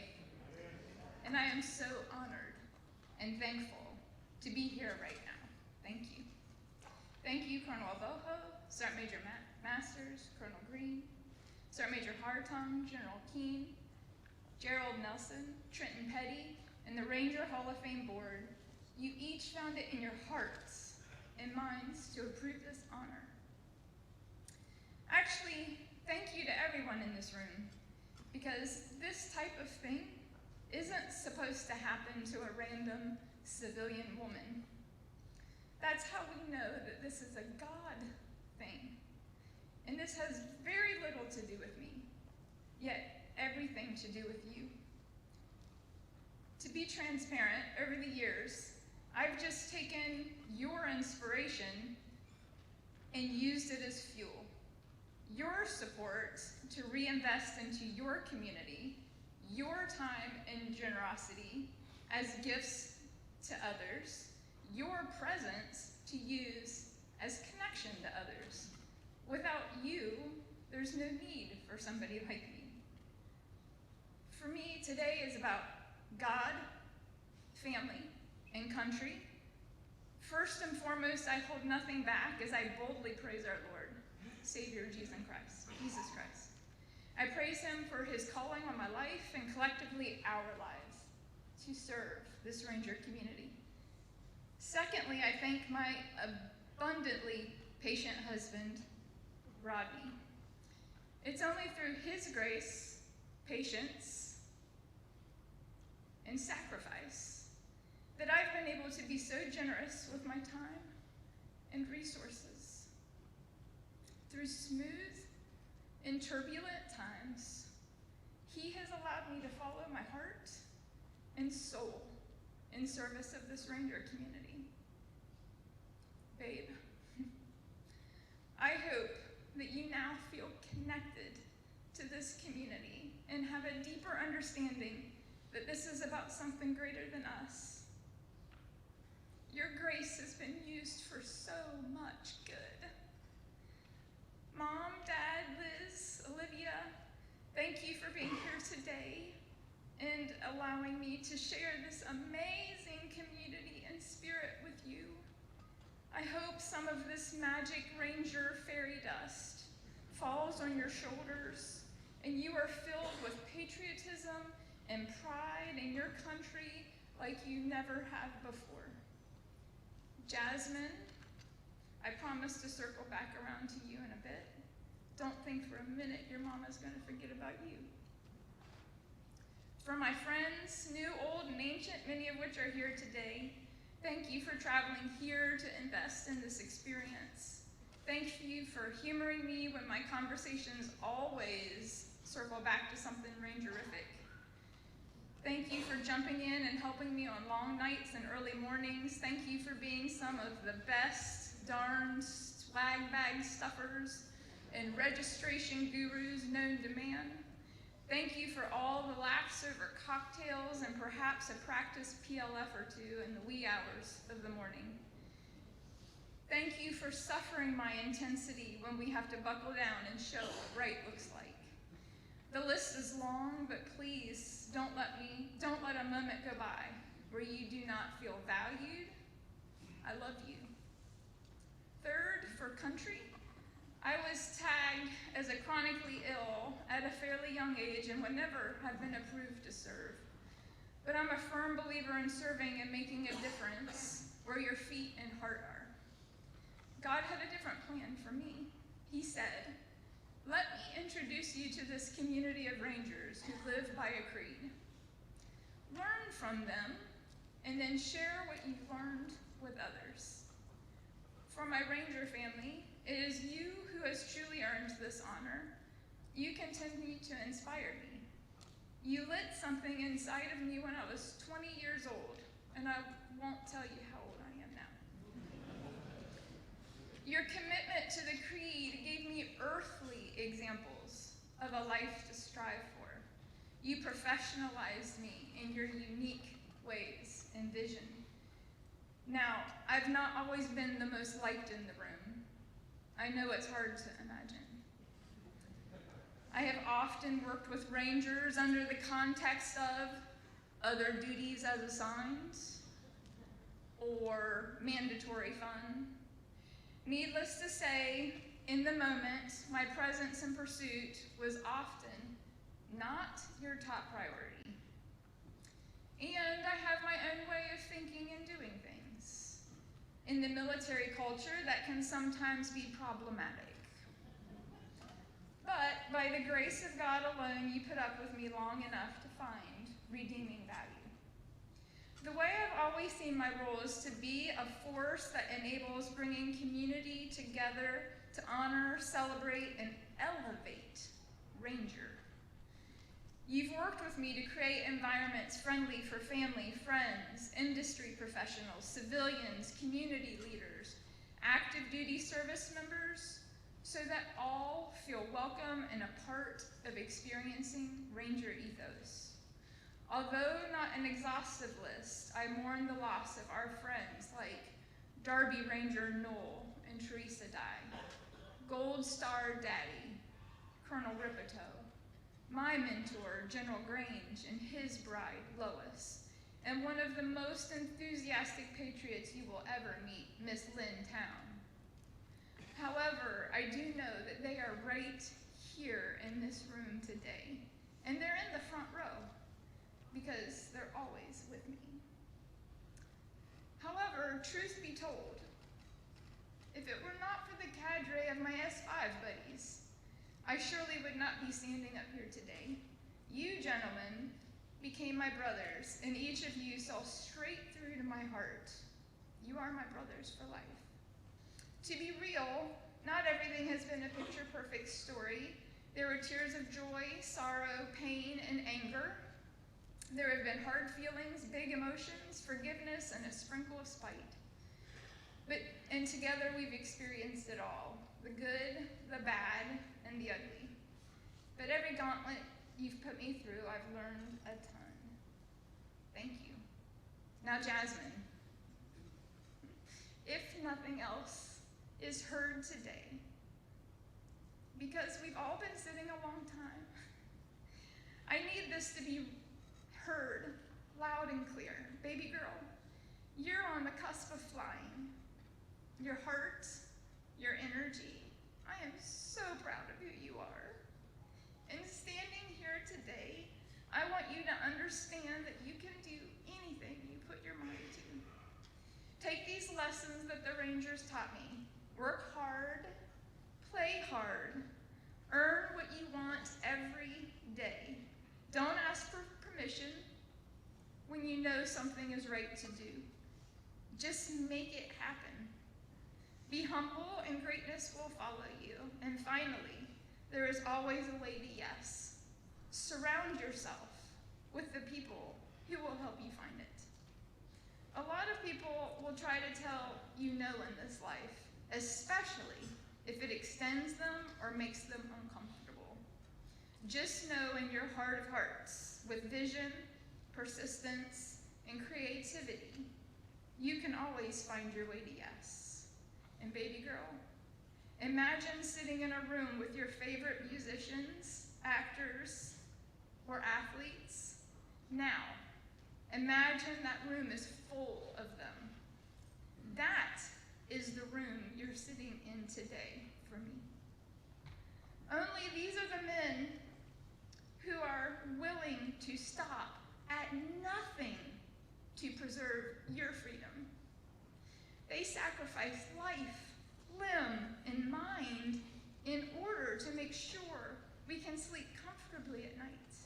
They operate at night in the far corners of the world. This room with these men, women, and their supporting families are everything that is right in this world. I hope you meet and connect with as many of them as possible. Let this be a moment that you always remember, just like you will always remember looking for Pokemon with Bully. I bet you didn't know that he is one of the best warriors history will reflect on, and you were privileged to play little people with him. Ranger community, truth be told, I'm simply a mirror of you, all of you in the room. You make up the best parts of the Ranger community. You are its soul and lifeblood. You represent every aspect of what is righteous. I just get to be the mirror that reflects your righteousness. And your nation needs to understand you better, not to glorify you, to honor you, to learn from you, to evolve into something better because of you. In true Ranger style, I will earn this honorary designation every day for the rest of the days I'm given. I will represent you well. I will be humble in my approach And finally, I will leave this Ranger community better than I found it, just like I know that you will continue to do the same. The great part is that we have so much more to do together. My father-in-law, God rest his soul, was a football coach, and God willing, he was a part of a national championship team. I remember he and Coach telling the athletes after they won the national championship, be sure and not let this achievement be the greatest thing you do in life. They told them to go forward and do great things and be great people. So, this isn't a farewell. The Ranger Legacy Center will be built. You know how I know? Because this room right here holds more power, more intellect, more moral authority than any other room that can be assembled. When we decide to make something happen, we get it done. No hedging, no wavering. So I'm gonna lay down the mic with this. Let's get this party started. It's not necessarily gonna be easy, but I heard a Ranger legend once say, anything worth doing is on the other side of hard. Rangers lead the way.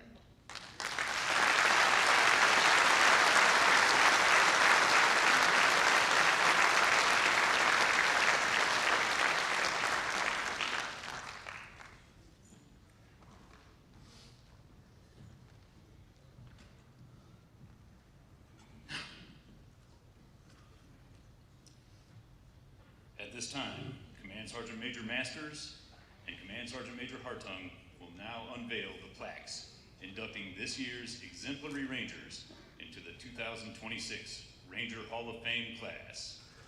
Please join me in a round of applause.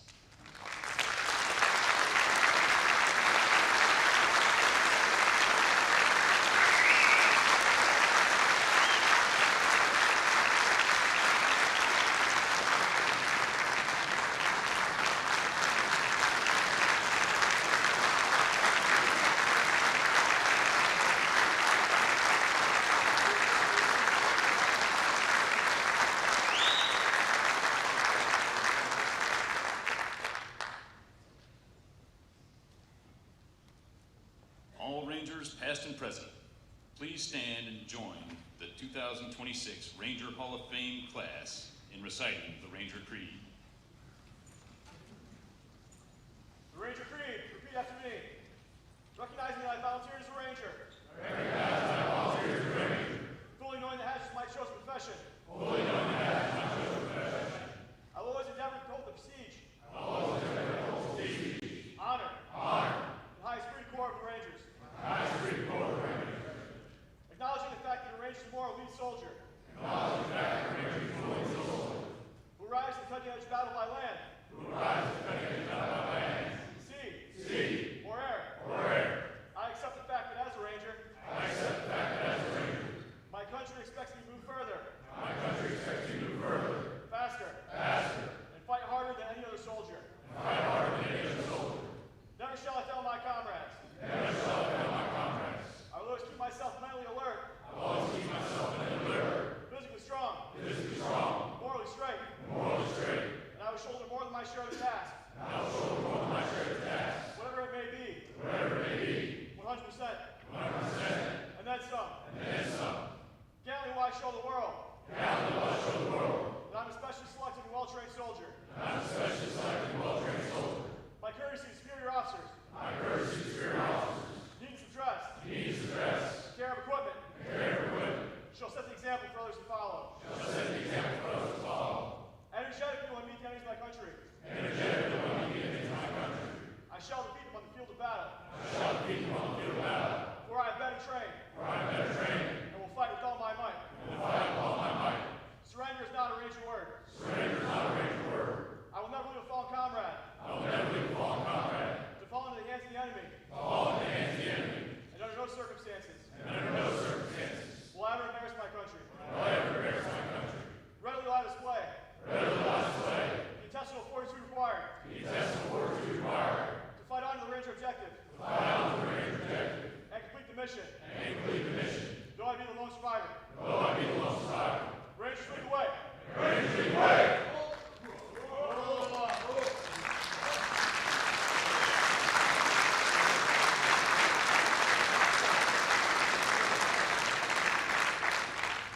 and gentlemen, please stand for the singing of the Army song and departure of the official party.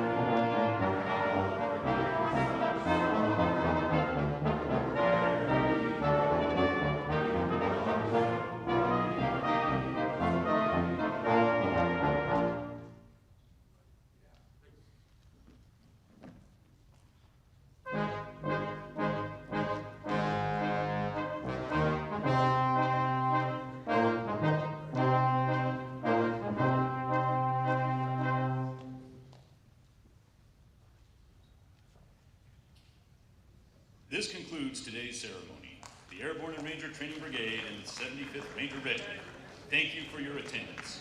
Rangers lead the way.